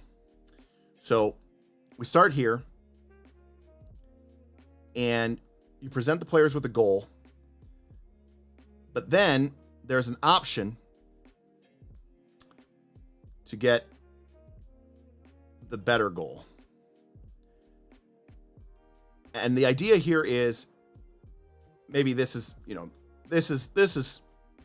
kind of tough, but this is very tough. So the idea here is, again, these are just different ways of players making decisions. Okay, the party comes in and they have a fight or two, and then they get the consolation prize. Hey, that's good treasure. But when you get to this treasure room, you discover that the dungeon goes deeper, that that there's an even better treasure further on, and deeper. The party might say, we're good with what we got, let's leave and come back. Maybe another time, maybe never. Or the party could say, let's press on, I want the better treasure. And so the party makes a choice, and they choose to engage. And again, all the things that are just so empowering to the party, because if the party makes this decision and they make it in good faith, and you have given them the information that they need to know, you weren't lying to them.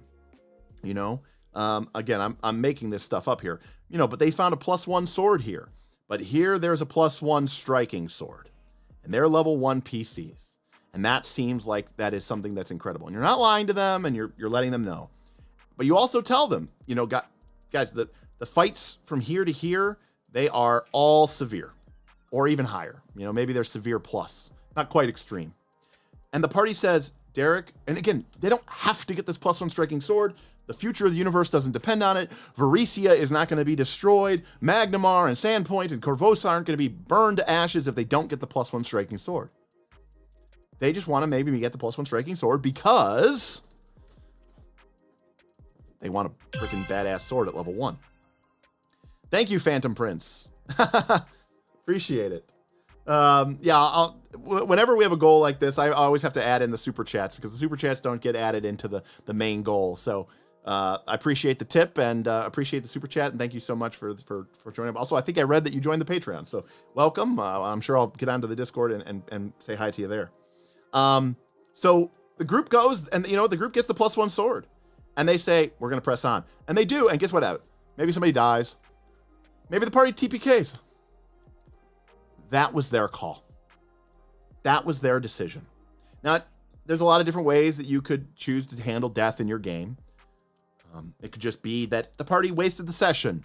It could be that their characters are dead and they have to make new ones. You could punish them or penalize them with, treasure, gold, XP loss, or like I said, it could just be wasted time and, whatever your reason is for however you punish death. The point is, the PCs will know that was their decision.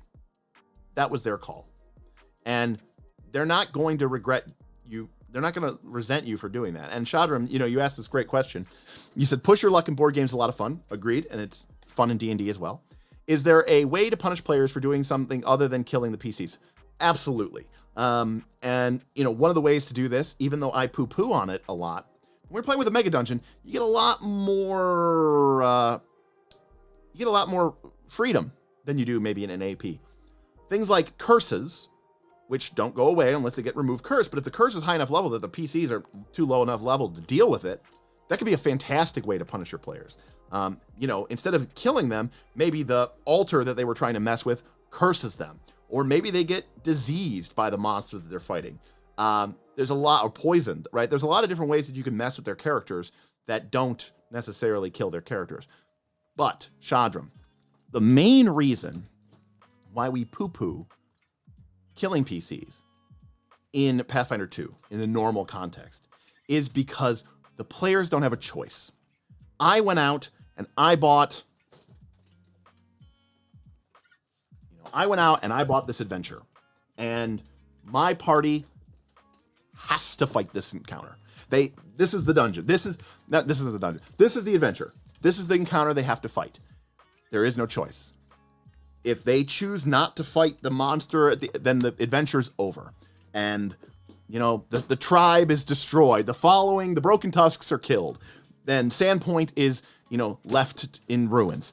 So you give them a choice, but it's not a real choice, right? It's a false choice because the party is basically saying, yeah, you're going to blow up the whole world if we don't go and fight to it, right? But here, the fate of the world isn't resting on these characters' lives. And if the party makes a stupid decision or a risky decision that they knowingly make, and they get in trouble and get killed for it, then you don't have to, that's not on you. That is on them. And it really changes the mindset of how the players are going to respond to that. And I think that's what's so critical about it. Because in an adventure path, people can resent the GM because they're going to feel like I was pressured into that fight. I didn't want to fight that fight. I wasn't ready for that fight. I had no interest in fighting that fight. But if I want to be, I don't want to be a dick player, I have to go into that ambush. I have to go fight the monster at the end of the dungeon because that's what the adventure path needs us to do. And if I try to weasel my way out of it or be whatever about it, maybe the GM will be like, oh, this is a problematic player who's always trying to get away with, it just creates a lot of issues. And so you feel like, okay, I guess we'll go and fight the next fight that the thing says we have to go fight.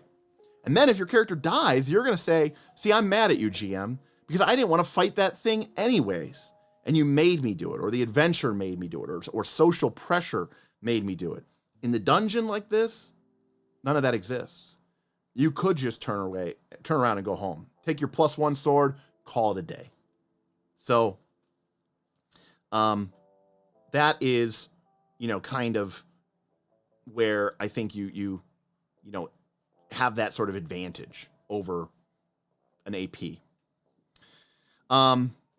So again, these are all just examples of structural elements that turn your dungeon into an interesting game board. They give the players goals and they let them explore the dungeon to help them be able to problem solve or puzzle solve the ongoing issues within the dungeon. Like, for example, as I've said in my shorts, this door that is guarding the vault is designed to be difficult to get through. Not impossible, but difficult to get through without the proper keys.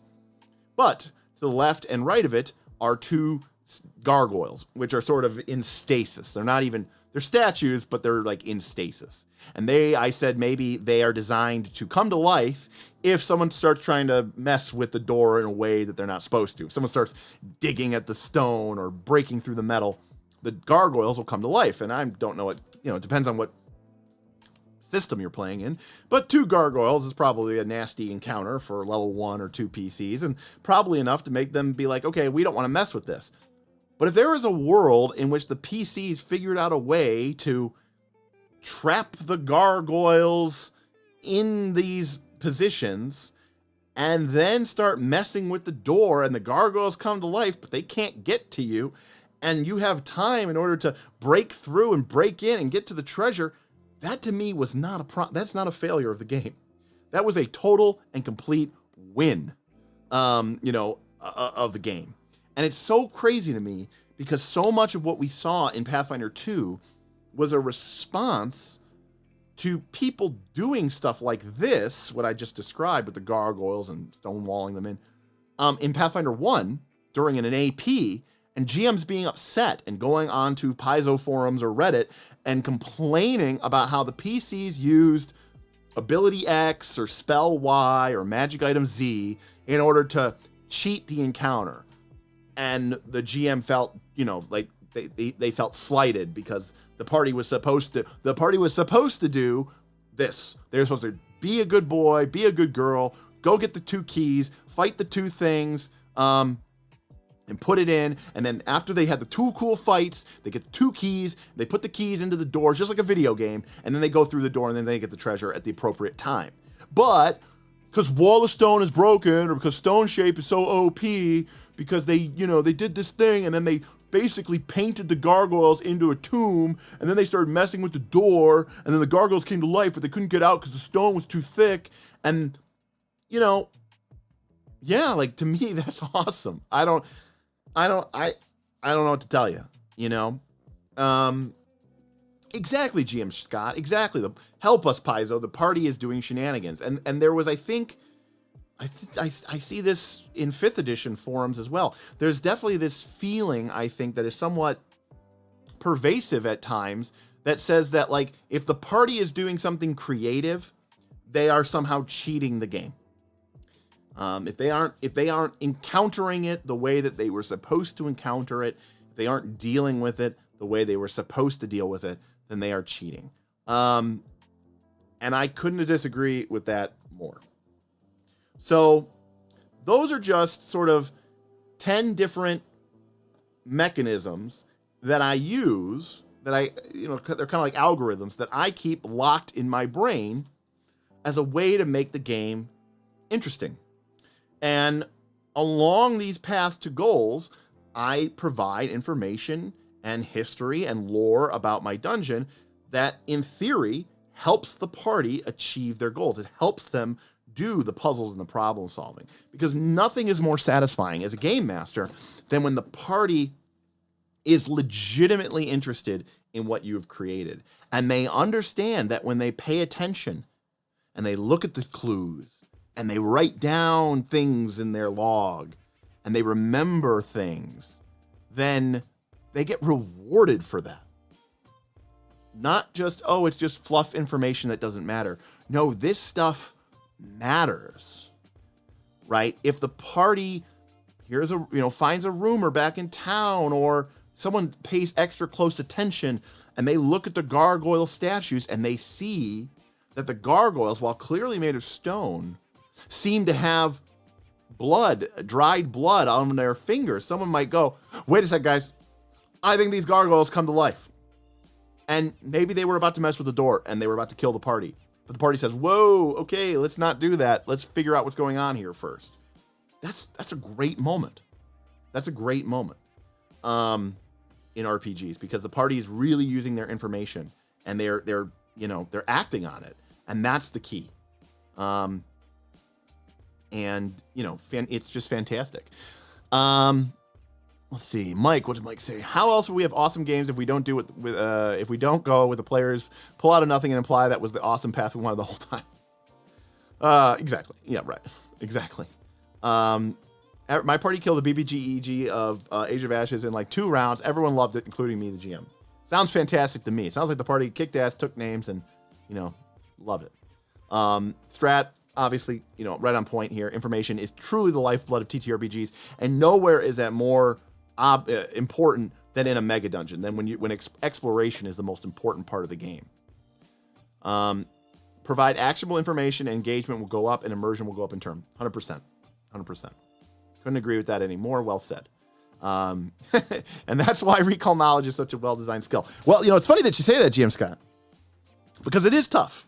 Because I've been trying to redesign recall knowledge, and Battlecry 3 has not come out yet because it's my fault, because I've remade recall knowledge like 2.5 times now, and I'm trying to make it in a way that isn't so complex, and I keep trying to simplify it, and it just doesn't work.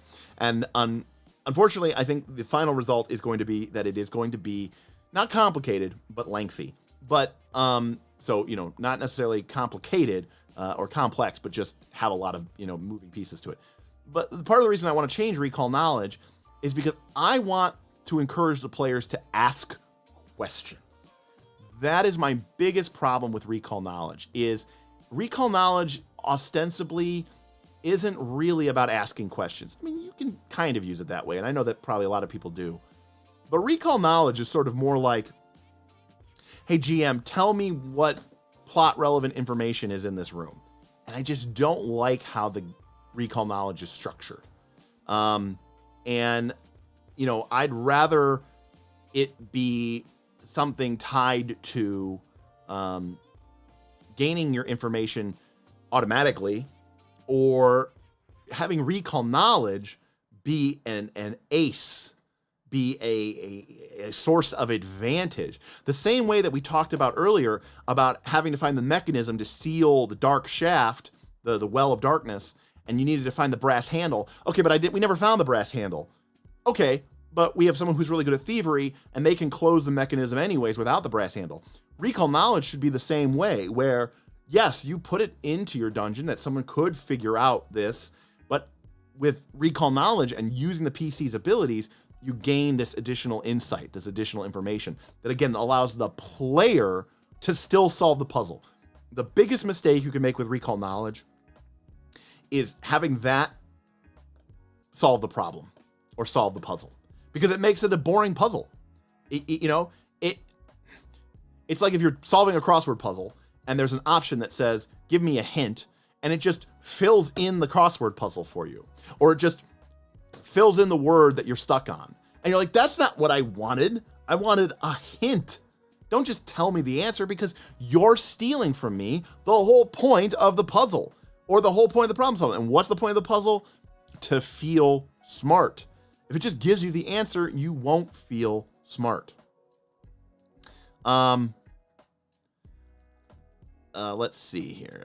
I've always told my players that I encourage them seeking unique and creative solutions to bypass encounters or whole sections of the adventures, even when playing an AP. And well done, sir. I applaud your efforts. That is exactly how I feel you should be playing. And that is also true. If the players do not figure out that the gargoyles come to life, they will when they mess with the door. Yes, that is very true. So I want to talk about what Shadram said earlier about how do you keep this fresh and how do you keep this interesting as you play through it. And I think Shadram did a great job of actually talking about a couple of the main ideas. So the one is you gotta lean into, I think, into themes, or I don't know. Themes is probably the best word, but ideas. Because you want to make the gameplay feel different. If level 1, just because you change the monsters doesn't mean that it's going to feel different. Unless you do it in such a way that the monsters and the nature of the fights are totally different. Like, you can do this. I'm not saying you can't. Like, so for example, if you have level 1 of your dungeon and, it's mostly, like goblins and, maybe an ogre, right? Intelligent but dim-witted creatures. There's a lot of things running around. They're fleeing. There's rallying. There's reinforcement. The combats feel kind of chaotic and crazy, but the party kind of feels in control and they feel sort of empowered. And then maybe down on level 2, it's a lot of undead. And it's a very different set of circumstances. Maybe second level is all undead that are higher level than the party. This is a lot of like severe encounters where there's, all the monsters are the party's level or higher.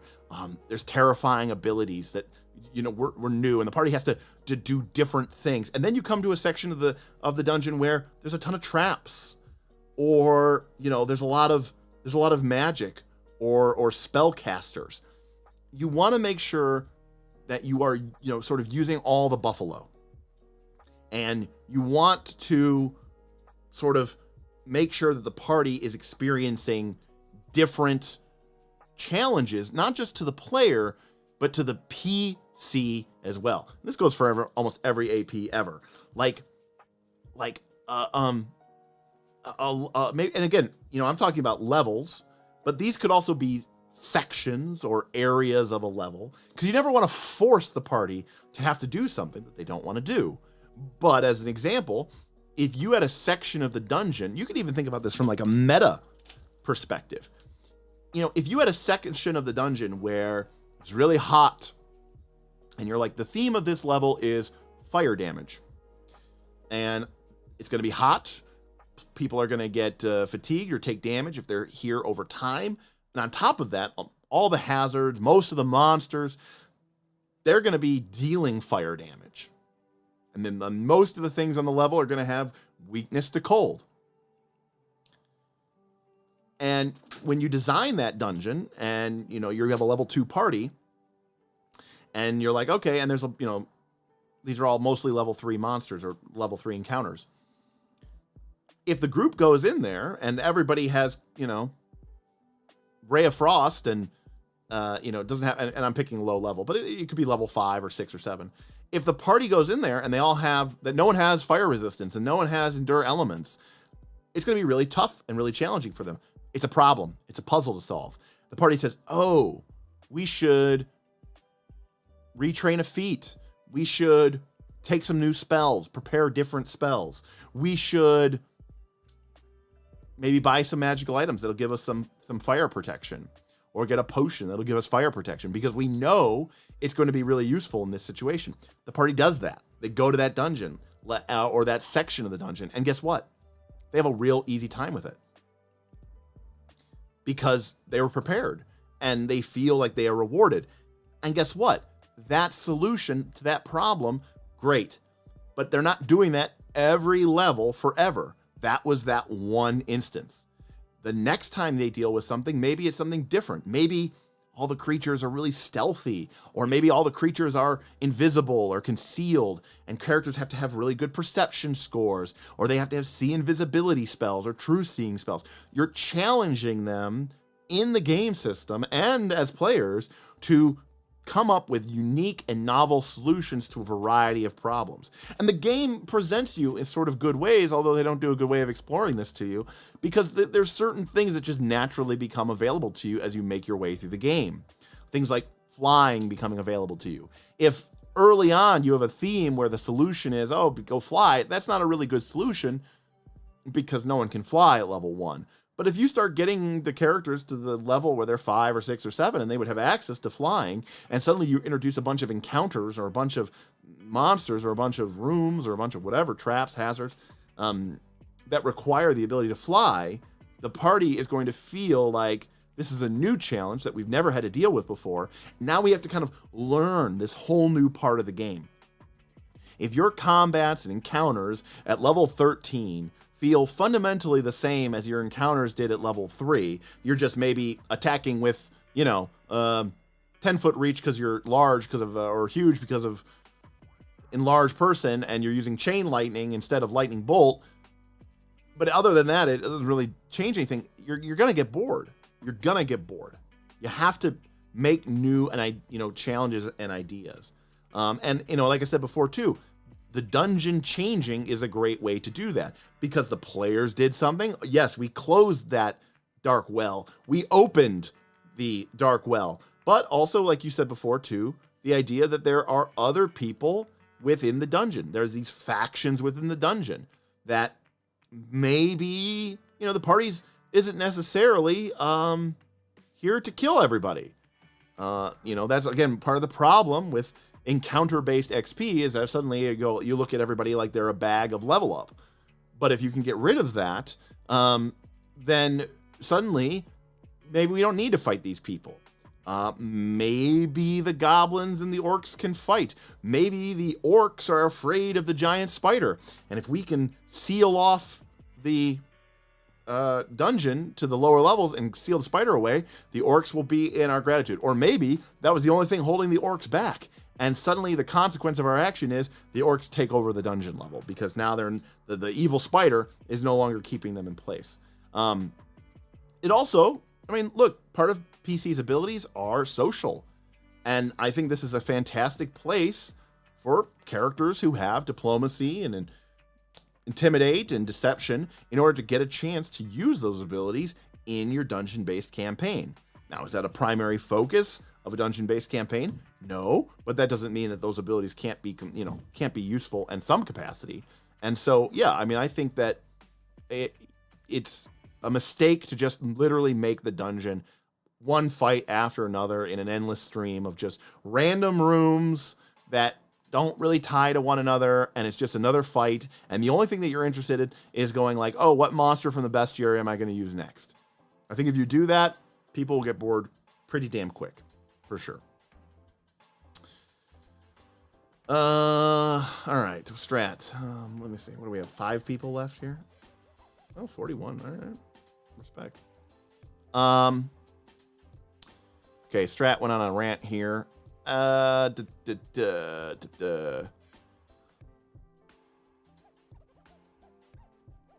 Megadungeon, you can also have those downsides be massive and impactful, because if they can't do it, if it is this way harder than normal in level, that's fine. They can go elsewhere. That's absolutely true, Strat.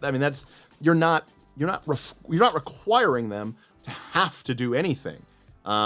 If it's too hard or their party isn't made for that particular set of challenges, great, no problem. Go somewhere else. You're not putting a gun to their head and saying you must go through what is essentially an extremely difficult set of challenges for your party. You're simply saying, here is the challenge. Do you have a way to deal with this? If you do, great. If you don't, that's also great. Also, I want to remind people that part of the reason we play these games is to problem solve and to puzzle solve by being smart and clever. But we also sometimes, there's also, I think, a stigma. We also play because of the power fantasy. There's a reason why we're not just playing, a game with no stats.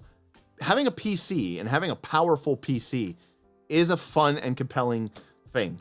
And I don't think it's as bad as people think it is to occasionally let the PC, which the player sees as sort of something I have built, I have developed, I have crafted. And that is my, that's my tool to kick ass and take names in this environment. And I think that not letting PCs use their abilities can also be a mistake at times. Now, certainly in older school games, going back, PCs did not necessarily have a lot of abilities.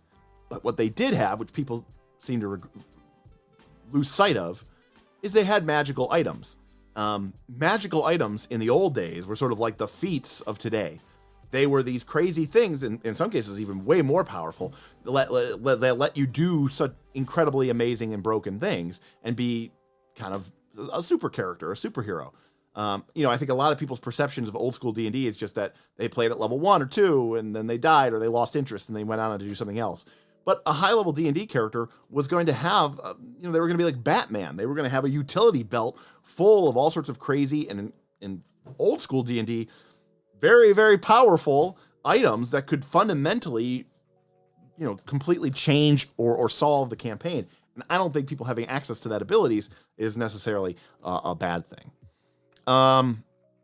Strat, though, says, and that's part of the reason why I think Pathfinder 2 in particular is not well suited to Megadungeons. The system is built to feel fundamentally the same at all levels and neutered almost all of those tools for players. And Shadram says, yeah, and most of the tools that could change the gameplay are locked behind rarity, not that Shadram pays much attention to that. And Shadram and Strat are correct. Pathfinder 2, a lot of the things that I've been talking about tonight, Pathfinder 2 design is deliberately designed around the idea of controlling access to that or ignoring it, eliminating it entirely. And again, they did this because while they don't seem to be honest about it, the game system is designed for a certain style of play. And that doesn't mean that you can't do this. You can. But it means that you need to maybe take some extra precautions, or you need to change a couple of things because you need to reward your players differently. So, let me give you an example of something I will do. In fact, maybe I'll do it tonight because I still need to make my dungeon room for today. As a way for Pathfinder 2 specifically. Okay? I might have a room, and maybe the room is guarded, maybe there's a monster here, maybe there's not.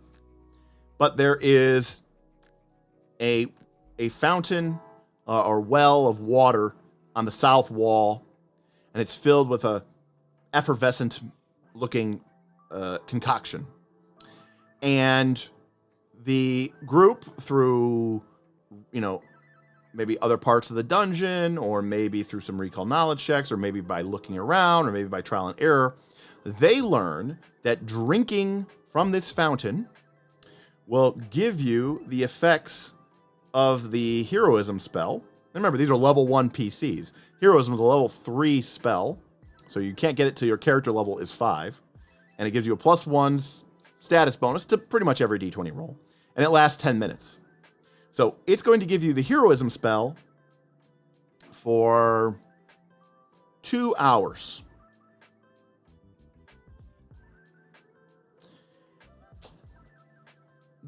And the party goes, wow, that's pretty great. And then maybe they figure out that if they drink it again, it gives them the heroism spell for 2 hours, but it also makes them doomed 1. And if they drink it a second or a third time, it makes them doomed 2. And if they drink it a third time, it makes them doomed 3. And if they drink it a fourth time, it makes them doomed 4 and kills them. One way or the other, in Pathfinder 2, when the party discovers this, they're going to realize that this is a very powerful ability that could fundamentally shift their ability to play and encounter these, traps, hazards, combats throughout the entire dungeon. But suddenly, they are aware that they want to get as much done in 2 hours as possible.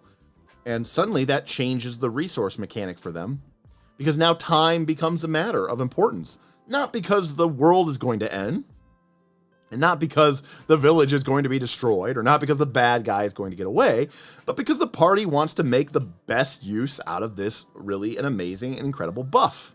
And sure, they can come back and do it a second time, but then they're going to be doomed 1. And they could do it a third time, and they'll be doomed 2. And eventually they'll run out of times that they could do this.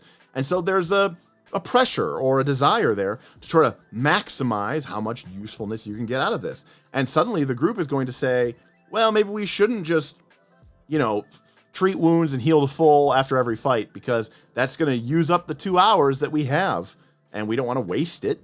And the group would say, well, yeah, we know that you're kind of low on spells, but we've still got this heroism spell going. We kind of don't want to waste it. We should press on. And that'll, create an interesting dynamic and change.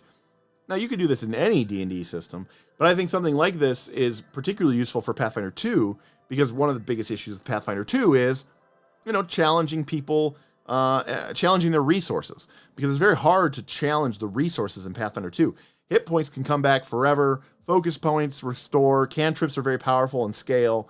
You know, the only thing that you can really whittle down in Pathfinder 2 is spells. And once you reach a certain level, you have so many spells, it almost starts to feel like it doesn't really matter.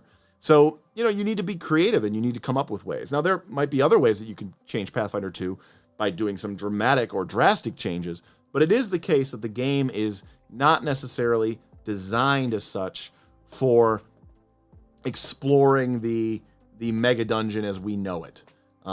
It is really fundamentally still designed around helping people play in adventure paths and keeping them from messing with them too much, either because the spells have been sort of, you know, nerfed and reduced in what they can do, or they are uncommon or rare, and so the idea is that the GM can gate them so that they don't, you know, ruin the fun of the adventure. So, Strat says, and I could say from Northern Reaches, people never got bored of random bestiary entry fight in PF2.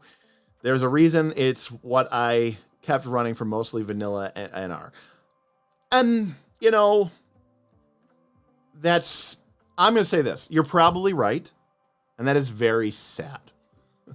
That's all I'm going to say. And I get it. I mean, I understand that I am different, maybe than most people.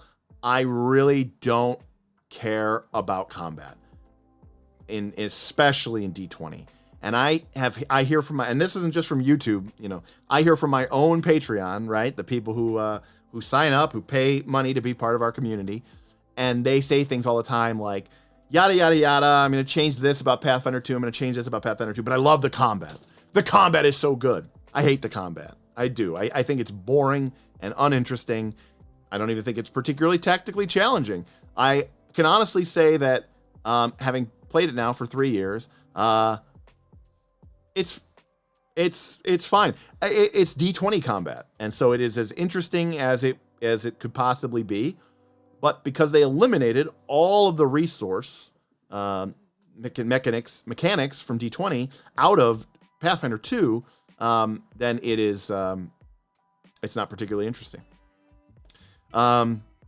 Aside from OSR type games, is there any other type of system that works particularly well for mega dungeons? Honestly, yeah. Frostjack.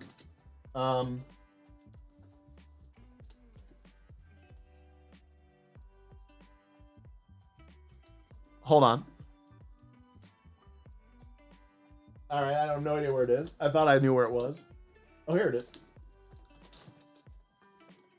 Okay, so this is Torchbearer First Edition. The second edition is now out. Torchbearer is a Burning Wheel clone hybrid mix, and it. I mean, let me look at the cover. I mean, it's made for exploring dungeons, but it is not a D20 system.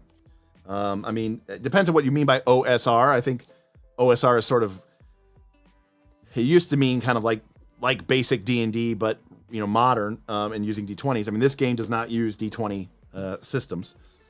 I think the best systems for running mega dungeons are game systems that have a robust set of resources that the players can use and sort of decide, what am I willing to pay and what am I willing to give up or to use in order to find more success or get the better treasure or put myself into danger. I like there to be a system where you have a lot of different knobs and dials that as a player, you are sort of using up your resources in order to gain treasure and experience and all the other things that we want as players and progress in solving our you know, exploring the dungeon and finding things. When you don't have an ability to ablate those resources, I think the game loses a lot of its of sting.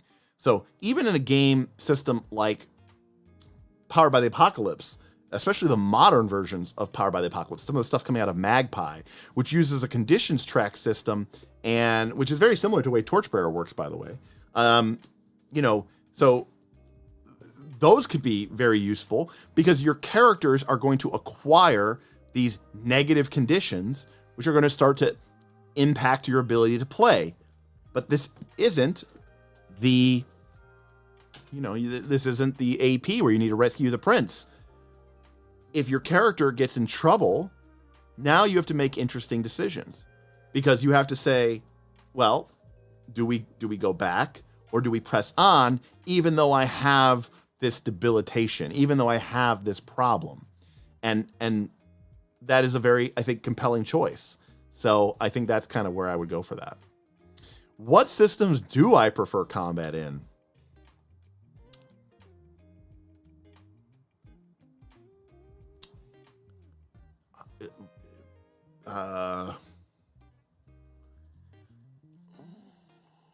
It's very minimal. That's a great question. What systems do I prefer combat in? What game systems? I mean, 4th edition D&D. 4th edition D&D has a really great, robust set of tactical powers that make the combat interesting. You have different resource levels. You have your at-will powers, your encounter powers, your daily powers. Those daily powers don't come back. You have healing surges, which limits the amount of healing that you can do each day, no matter how many magical items you have or how many spells you have cast on you. So there's this sense of wanting to play well so that you don't lose your resources, but you do want to use enough resources that you can still beat the encounters that you challenge. So I would say 4th edition D&D. I enjoy the combat for what it's worth. That doesn't mean I want to just fight nothing but combats in 4th edition D&D, because even that can get pretty stale pretty quick. I think Legend of the Five Rings has a really interesting combat system just because it's so deadly. I don't know if that's a great thing, but at the very least, it's interesting just because it's so immediate and so drastic. And there's so much more at stake in a Legend of the Five Rings combat, because in Legend of the Five Rings, when you're in combat, not only can you potentially die at the end of a katana, but your character can also accumulate strife while they are in a combat. And if your strife builds up high enough, your samurai may end up doing something that is very un-samurai-like, like running away or having a emotional moment where you scream out in anger, and a samurai is not supposed to do those things. So you might win the combat, but shame yourself in doing so. So there's like a whole other system there, which is, I think, very interesting. So, Shadram, I've started using the 4E encounter design after your previous streams. It's fine.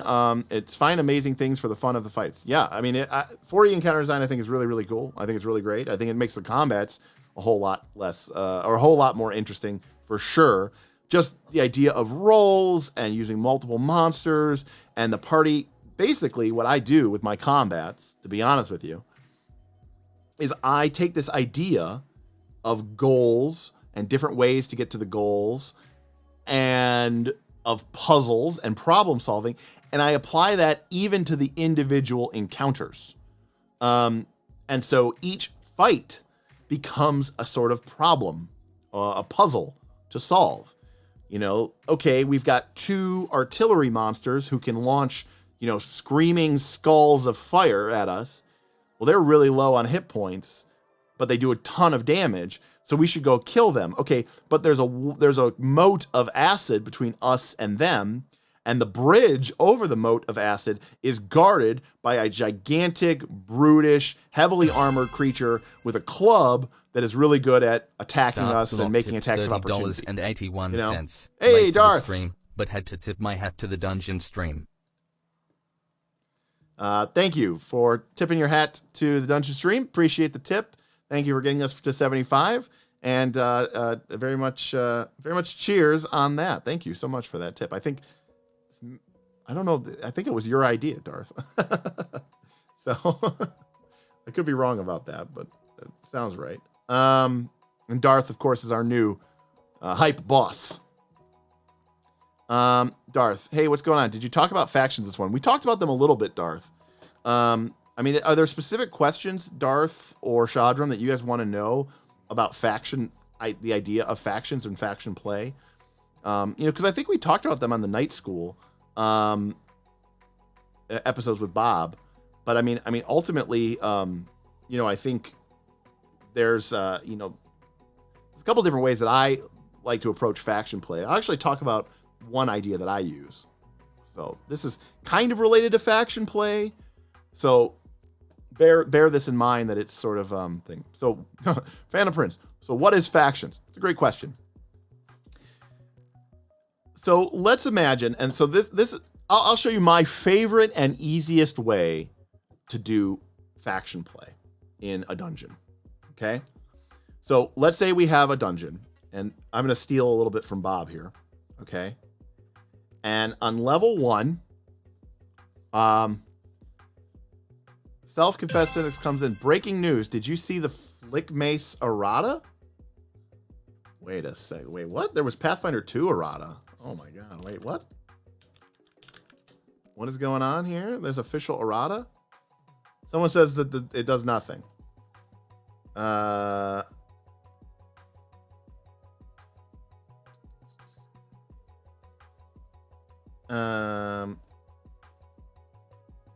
I'm seeing here.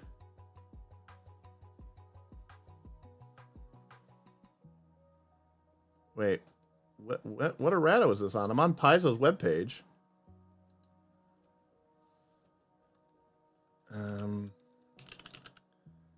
Okay, here we go. The page 281. The Gnome Flick Mace was too strong due to the inherent advantage of a one-handed reach weapon. It has been changed to reduce its damage die and bulk and add sweep so it functions more like a flail, which is still, I mean, they still said that wrong, but so it has reach and sweep?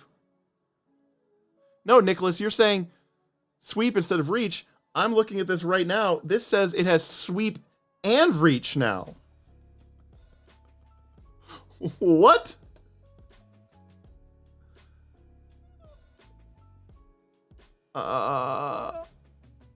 This is here, I'm gonna bring this up for everybody.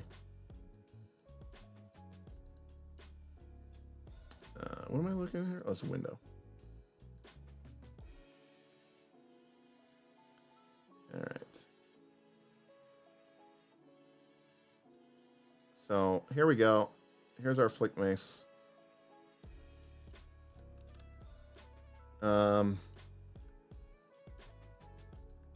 Flick Mace was too strong, and so they added sweep. Holy shit, they changed the bulk to 1? Oh my god, this changes everything!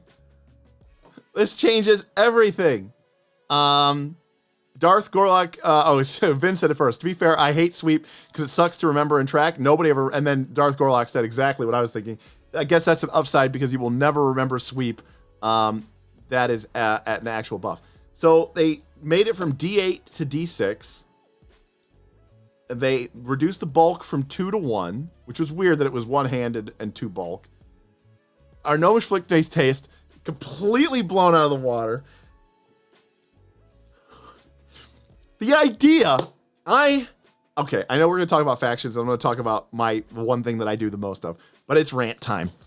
How fucking clueless are they that they think that the problem with the Gnomish Flick Mace is that it was doing D8 instead of D6? No, the problem is that it's a one-handed reach weapon with the flail trait, which means its critical spec is tripping people, knocking them prone. That's the problem with the Gnome Flick Mace. The problem with the Gnome Flick Mace is that you can double slice with it, and then you have 2 chances to crit somebody and knock them prone automatically with no check. It's because you can use it and wield it and have a shield. It's because you can trip people from attack of opportunity while still having your hand free or using a shield or using something else. Whereas every other reach weapon doesn't have that problem.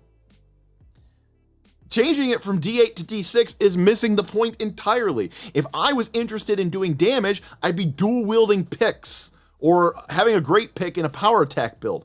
I'm choosing Flick Mace because it's just completely and totally crowd control. And so for them to actually come in and not only, right, like, not only did they changed the bulk, which doesn't matter at all. I mean, we always made fun of it. It was stupid, but the bulk doesn't matter at all. To change it to D6 and then give it sweep, outrageous. No, listen, I appreciate that D8 is better than D6. Strat. I appreciate that. And clearly that is a nerf. But you're talking about 1 point of damage. And even at 4 weapon die, you're talking about 4 points of damage. Average. It's a very trivial amount of damage. Is it a nerf? Yes. Does it change anything? No. It really doesn't. And it's crazy to me. And Strat says sweep is valued at 1 die size for that matter. So there you go. Yeah.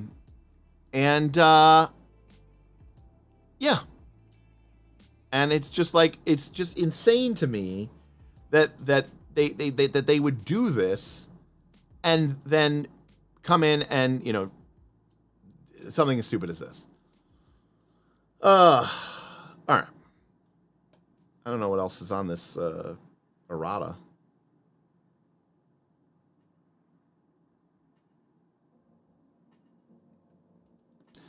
Just randomly as I'm going through this errata, I can see probably my least favorite Pathfinder 2 rule in existence.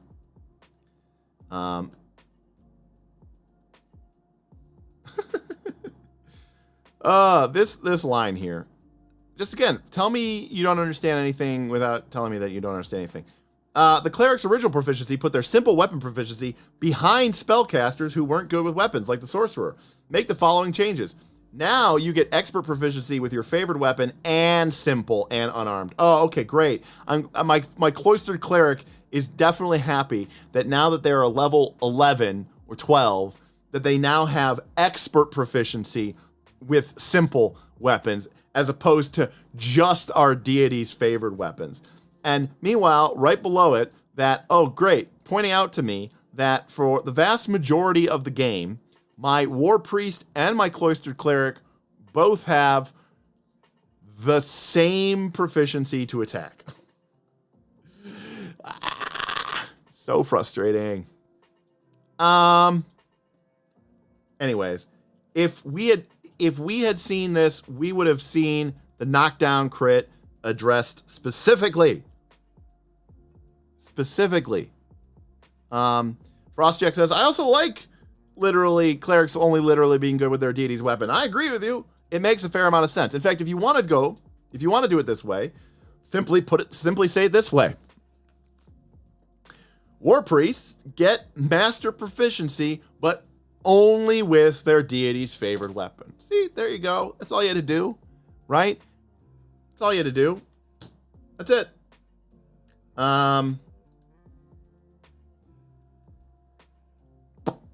Are you talking about this for the strat? Are you talking about the prerequisites on quick shield block being lowered for the fighter? I didn't know that this even was coming out.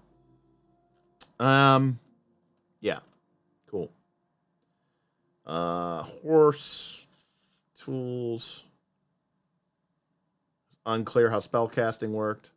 I never noticed this one. In the avatar spell, change bull rush to shove. Oops. That's pretty good.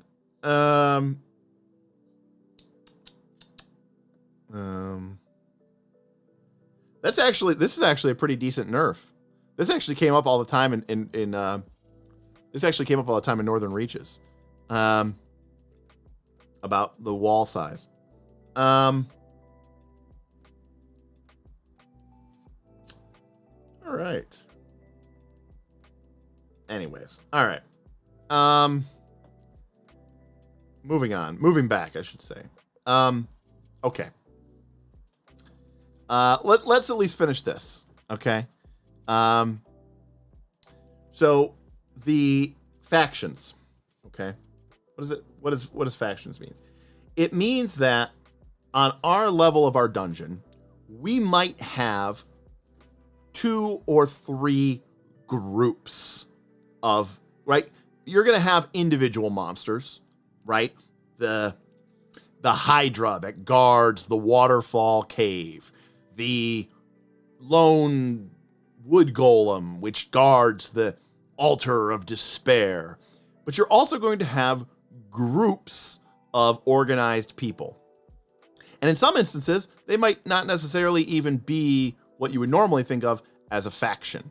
So for example, on level 1, we might have the Blood Eye tribe. Okay? And this is a group of goblins, they're wolves, and maybe there's a few hobgoblins, and they are led by their, the bugbear chief. Okay? So that's one faction on level 1. We have the Blood Eye tribe. And they're obviously they're humanoids. They're interacting, like they're sharing information. They're telling each other information. But we might also have a faction that isn't necessarily, so organized. Like, for example, we might have the undead from the Shadow Crypts. So maybe there's a section of our dungeon that is called the Shadow Crypts, and it's several areas, okay? And there's just undead that occasionally, they don't necessarily work together in the sense that they, like the Blood Eye tribe does, but the undead are kind of all on the same team, okay? And then lastly, maybe we have, the crazy wizard. He's not good. He's not evil, but there's a crazy wizard who sort of carved out a stake of area on level 1 for who knows what purposes, his mad experiments, and maybe he creates all sorts of weird alchemical homunculi and creations. So these are sort of our 3, and then, like I said, we'll have a smattering of other creatures on the level that might be independently operating. Like, for example, if this was the dungeon that we've been talking about the whole time, right, we might have this, evil spider that climbs up from the shaft. For me, one of my favorite ways to do faction play is through random encounter tables. And if I have a random encounter table and I say, for every half an hour that you're in the dungeon, we're going to roll percentage, okay? And on a 1 through 60, nothing happens. And I'm making this very generic because we're on the live stream, so, bear with me on this. On a 61 through 70, maybe you encounter something from the crazy wizard, and then maybe on a 71 through 90, you encounter something from the Blood Eyes. And then on a 91 through 100, you encounter some of the undead. So that's our random encounter. 60% of the time, nothing will happen. 10% of the time, you might encounter something from the crazy wizard. A full 20% of the time, you'll encounter something from the Blood Eyes. And 10% of the time, you'll encounter something from the undead. So one of the first things that I like to do is, and again, you might have more nuance to this, right? Like the undead might be broken down. You might say 91 to 95 is a wandering group of zombies. And then you might say 96 and 97 is 2 or 3 ghouls. And then maybe 100 is like a shadow or something, that would be really scary for level 1. So again, you might do that in your game, but we're not going to go super detailed into that for the purposes of the stream. So one of the first things I like to do is I like to let the players know that my random encounter table exists. I like to let them use their knowledge of the dungeon, maybe rumors in town, maybe use their tracking abilities, their knowledge abilities, their detect evil or detect undead ability, or whatever. I like for my players to start to get a sense for what the random encounter table is. Maybe they even, you start them off with in town, everyone knows about the Blood Eyes tribe in, the first level of the dungeon. And as that's like what the PCs know, that they swarm over the area, blah, blah, blah. And then you tell them, hey, just so you know, right now on a 71 through 90 on the random encounter table, that means you're going to get something from the Blood Eyes. And the party goes, oh, okay. And they start to like keep their own version of the random encounter table. And that right now it's mostly blank. They don't fully understand how the dungeon works, but they know that 71 through 90 is a Blood Eye. So they get a sense of, okay, these things seem like they might be fairly, common to encounter. But then as the party explores the dungeon, you might have them encounter different rules. And again, sometimes these things might be subtle, but I like to let my players both understand it in the fiction and not in the fiction. Like, so for example, they may learn that if the group moves into the area called the Shadow Crypts, okay, that what that does is that gives you a plus 30 to the random encounter roll. Okay, let's say 100 plus. So now when you're in the Shadow Crypts, now the chance that nothing happens is essentially 30%. Because if I roll a 1, it's like I roll a 31.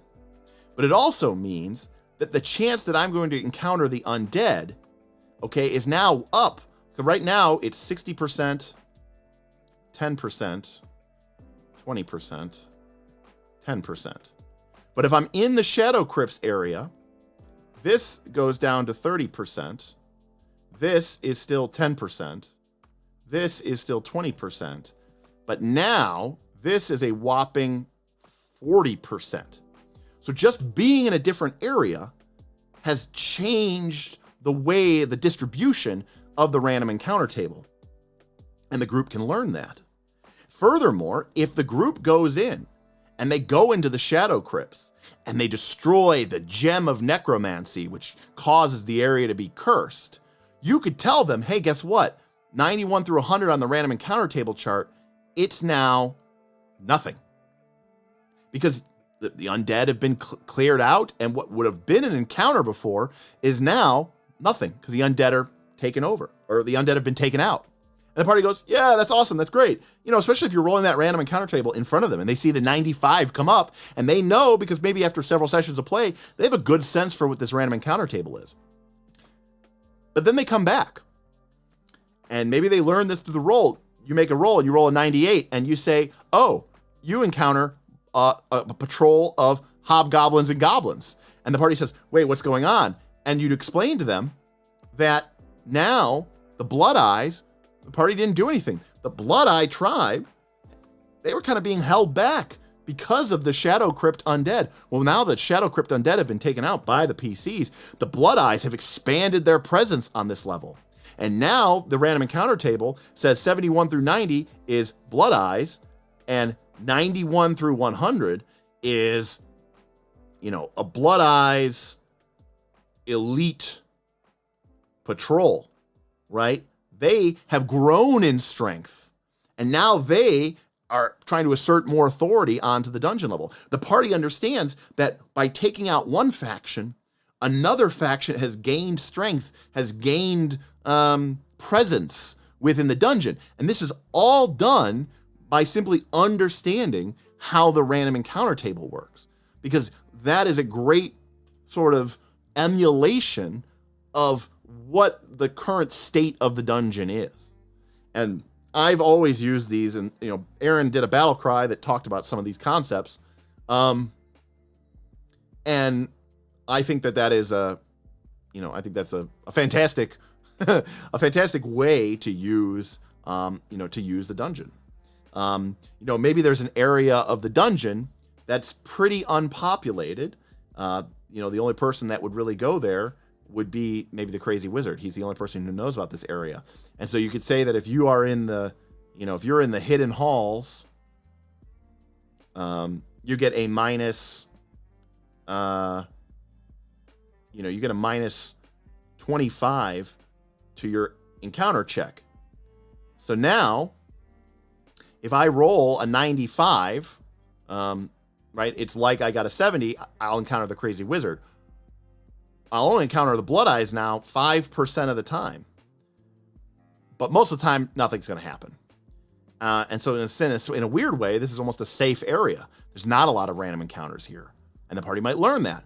But then maybe, I don't know, maybe, a group of carrion crawlers or an Odiug or a new band of orcs moves into the hidden halls. And now suddenly this changes and it's not minus 25, it's plus 25. And you have a new part to your random encounter. And like, it's almost like the factions are fighting for space on this random encounter table chart. And the more full the random encounter table chart is, the more busy the dungeon is, right? If the dungeon is 1 through 60, nothing happens, that's a fairly, quiet dungeon. But if you had a dungeon level that was literally like in the midst of an ongoing conflict, you might say that it's only 1 to 10 that nothing happens. And that, 11 through 100 is all sorts of various different encounters because that dungeon level is popping. But if you had another dungeon level that was like forgotten, covered in dust, almost like there's no presence there, whatever, you might say that nothing happens on a 1 to 90. And that's sort of a very quiet dungeon. So this to me is sort of a way of expressing how a faction works. And you might decide, you could roll dice, you might roll on an oracle, you might just decide.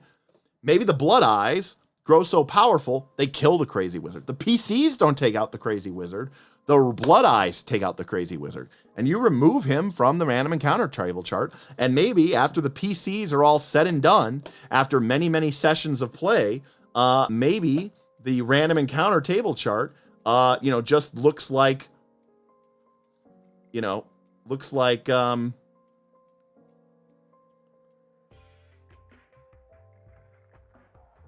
this.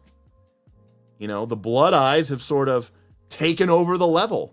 Now, there's only a 30% chance that nothing happens. 70% of the time, you're going to get a random encounter, and it's going to be something from the Blood Eyes. It's going to be one of their elite patrols or one of their just random people that are sort of a member of the tribe. They have sort of established dominance over this level, and it might be because of your actions or it might be because of your inactions. Sometimes this is some of the fun stuff that the DM can do, sort of solo play, and sort of like at home and say,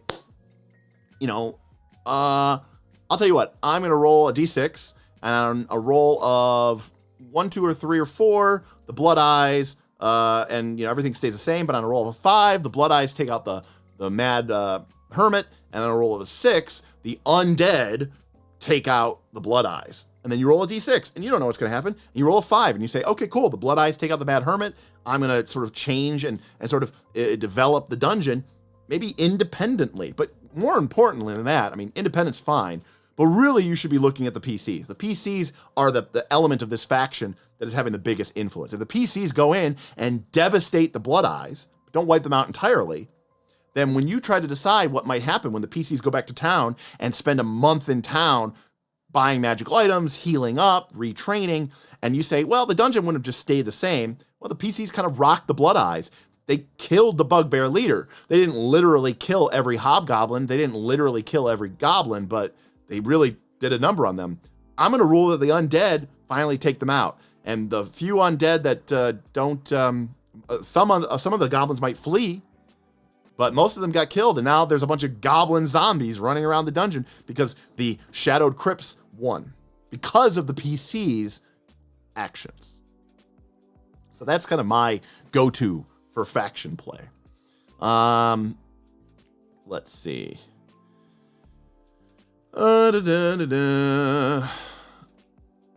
Sam says, finally caught up, loving this stream so far. Well, awesome, Sam. Glad to have you here. Dar says, the only thing I would recommend is just copy pasting the table and adjusting the values for the Shadow Crypts table. I find rolling on table plus math increases time at the table too much. Sure. Yeah, you could do that. I do that all the time because I like for the party to see how the things can be different. Okay. But that's from using random tables in a full random setting because I'm an idiot. Your mileage may vary. All right, fair enough. Also, either during prep or using random table to table, make sure that the factions have goals. Makes it easier to role play and makes them feel alive. Yeah, 100%. Because even like the undead, right? Like the undead might be like, our goal is to to recover the lost crown and return it to the crypts. Well, maybe the Blood Eyes had stolen the lost crown, and that's what they are trying to do. And maybe the Blood Eyes want to drive the Mad Hermit out because they want access to the hidden halls. Yes, it's absolutely important that these people have goals, because then when the PCs come in there, they're not just like, well, we're XP for you to kill. Because, it's possible, especially if the PCs aren't, lawful stupid. The Goblin King or the Goblin Chieftain might say, do we not have the same energy or the same enemy? You want to kill the undead, and we don't want to get killed by the undead, and so maybe we can work out a deal. And again, that's a great place for social play to come into existence, but it's also just a fun way to change it up. So it's not just an endless stream of combats, one after another, after another, after another. So yeah. I mean, Strat's talking about full goal trees. I think if you go and look at Dungeon World and you just look at a simple front, a basic, the most basic Dungeon World front imaginable. Where's my pen? And you're to say something like, so it's like a front, which is like, what are they doing now? What are they doing next?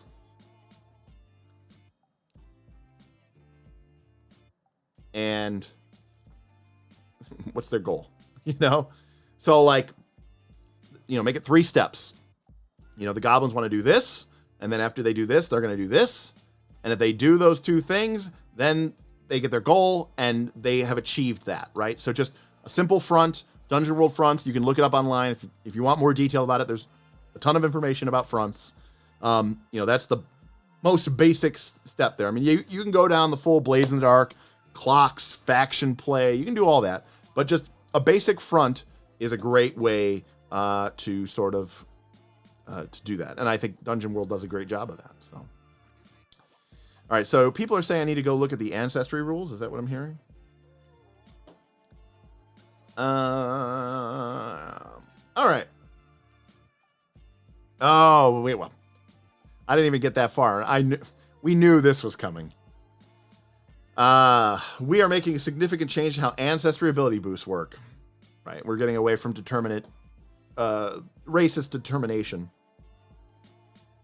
The purpose of this is to better reflect diversity within each ancestry and allow greater freedom for making characters. Honestly, I don't know why we're not at the point yet where it just doesn't say you get 2 boosts.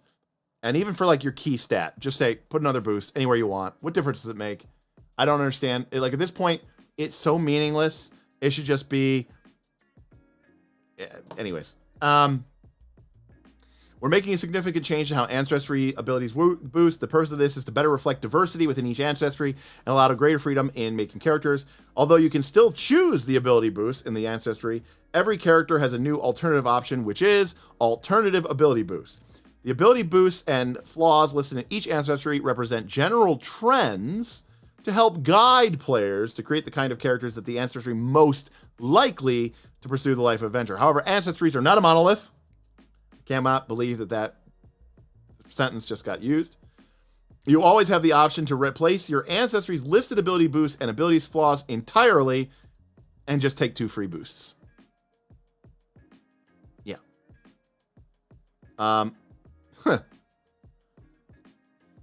This is interesting.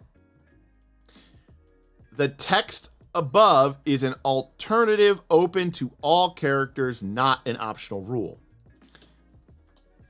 Which is interesting because isn't it though? Isn't every rule optional? What is the difference between an optional rule and a not optional rule in Pathfinder 2? That's a very odd way of saying that. Voluntary flaws remain an optional rule. Due to its many advantages being supplanted by the rule above, we've made some adjustments to voluntary flaws to make them purely a role-playing choice, right? Which is obviously not why people were taking voluntary flaws before. They were taking them because they were car-op min-maxers. Sometimes it's fun to play a character with a flaw regardless of your ancestry, because now you can just take 2 free ability boosts. You can elect to take an additional ability flaws when applying the ability boost and ability flaws from your ancestry. This is purely for role-playing a highly flawed character, and you should consult with your group if you plan to do this. You can't apply more than one flaw to a single ability score. So now, voluntary flaws is literally just a -2. So basically, your ancestries can now just be +2 and a -2.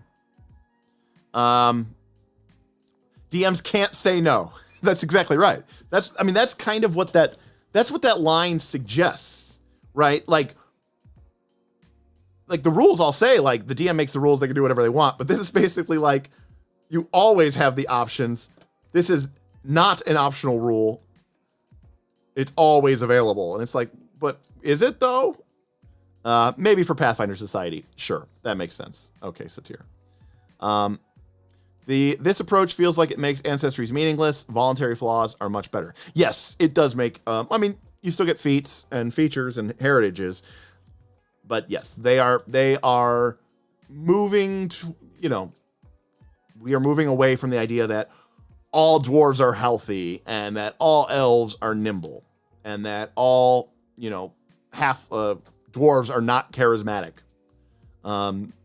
Because that smacks of racist ideology. So, voluntary flaw now exists purely for oracles. Think of the role playing. Right. So if I'm reading this correctly, you take the flaw and you get nothing for it. So you just get a flaw. Just because your character wants to have a low stat, because it makes you, good for role playing. Did this Errata come with a new PDF update? I do not know.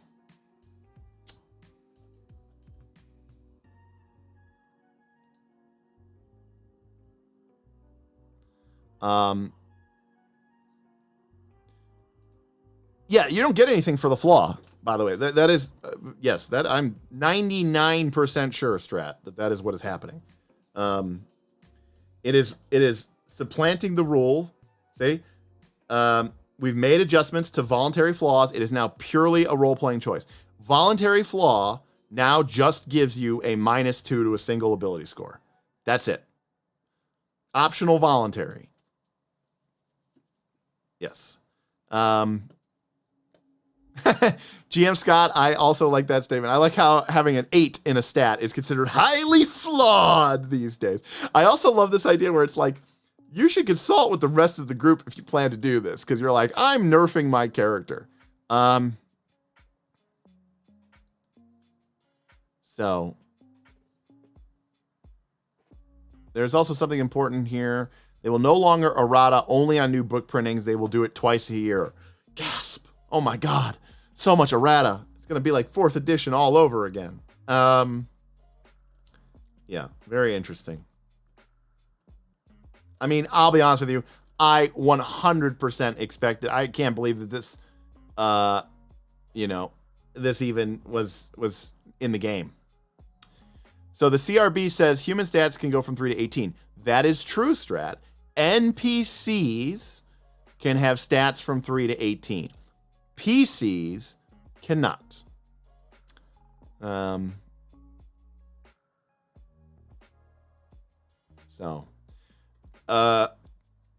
Scott, very much that is RPG. That is very correct. RPG.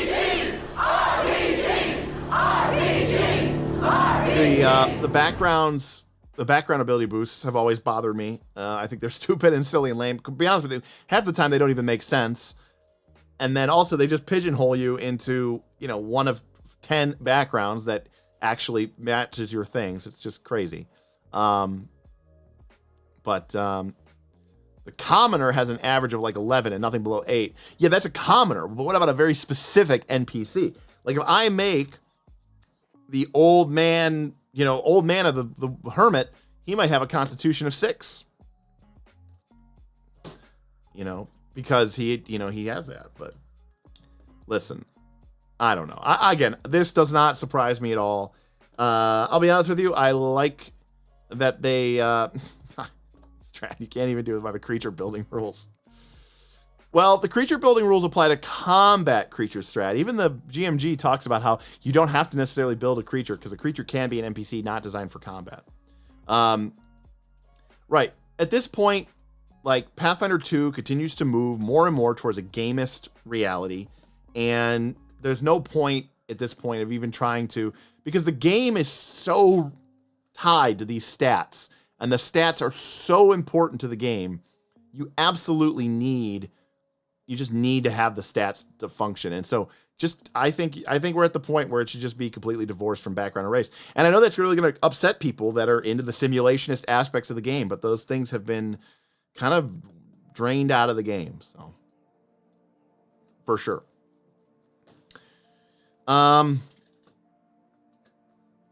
Yes. Yeah. Phantom Prince. I do think that wording is very funny there where they're like, this is not an option. You must play this way. And it's kind of like, but don't you also say that the GM makes up all the rules it can choose to use or ignore whatever rules they want? I understand what they're saying. They're saying that this is now, it's like it was printed in the PHB and not in an optional sidebar like Voluntary Flaws says. Yeah, oh, absolutely. Absolutely, GM Scott. Of course they were going to do this. If you want to see gamist rules, look at Alchemist change perpetual healing potions. Jesus Christ. All right. Hold on.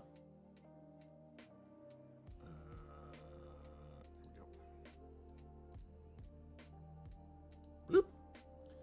All right.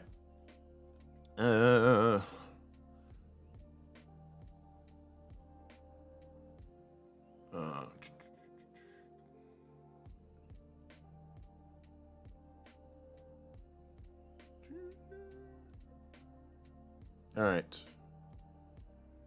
Surgeon can now, well, nice. The Surgeon can now choose 2 common elixirs with the healing trait.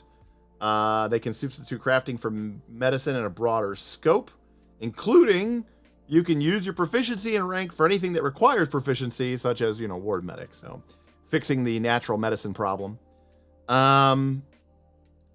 Field discovery. The Surgeon gets 3 elixir benefit to make the healing trait, not just elixirs of life. Okay. Perpetual infusions. All of these have changed somewhat to offer a broader selection. In addition to the changes to perpetual potency and perpetual. And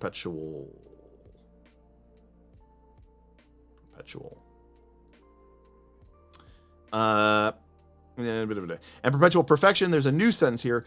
Every time you gain a level, you can swap any number of your perpetual infusions with other eligible infusions. Bomber.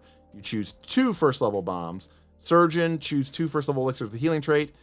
If a creature heals hit points from a perpetual fusion, they are immune for 10 minutes, obviously. And then choose 2 mutagens.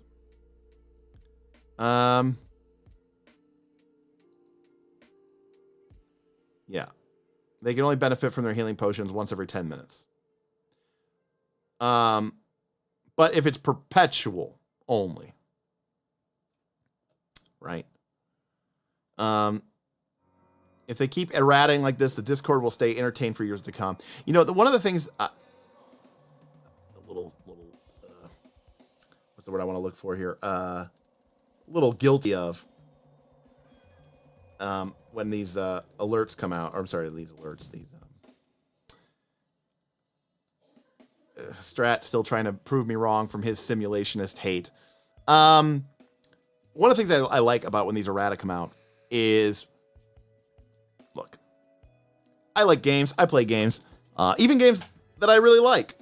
Legend of the 5 Rings. There are things in that game where I look at it and I say, they didn't do a good job here. This needs to be fixed. This isn't strong enough. Or it's weird or it's awkward. It needs to be improved. The game will function fine. Won't really make a difference. It's not broken, but it needs work.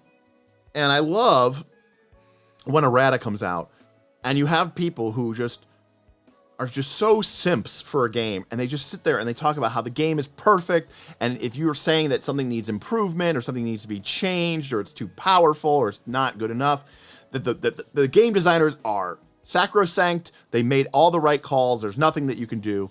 I remember originally the parry trait, which lets you spend an action to get a +1 circumstance bonus to your armor class, like raising a light shield, and the parry trait had the interact trait, which meant, or manipulate trait, which meant that unlike raising a shield, if you use the parry trait, it would provoke an attack of opportunity from a creature that had attack of opportunity. And that was obviously ridiculous. And I remember there were people, a good chunk of people on the Paizo forums early on in Pathfinder 2 defending this, saying why it made sense, why it was a game balance thing, that Paizo wouldn't have done that on without having a purposeful reason for it. And they really did defend this. And it wasn't until like the first errata that Paizo said, yeah, don't take away the manipulate trait or interact trait, because it's obviously stupid and broken. And those people had to, eat their hat. And it's the same thing when you see these items and you see changes to certain things that it's like, yeah, no, this class had problems and this class needed certain fixes and changes. And people go, no, it's totally fine. But then whenever errata comes out, you're like, see, look, the people who make this game are saying, yeah, this stuff needed help. This stuff needed work. And you guys were wrong.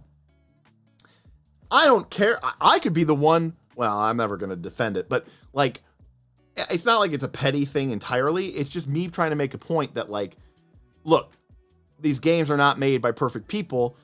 Have an open mind that some things may be wrong. And that's all. Okay.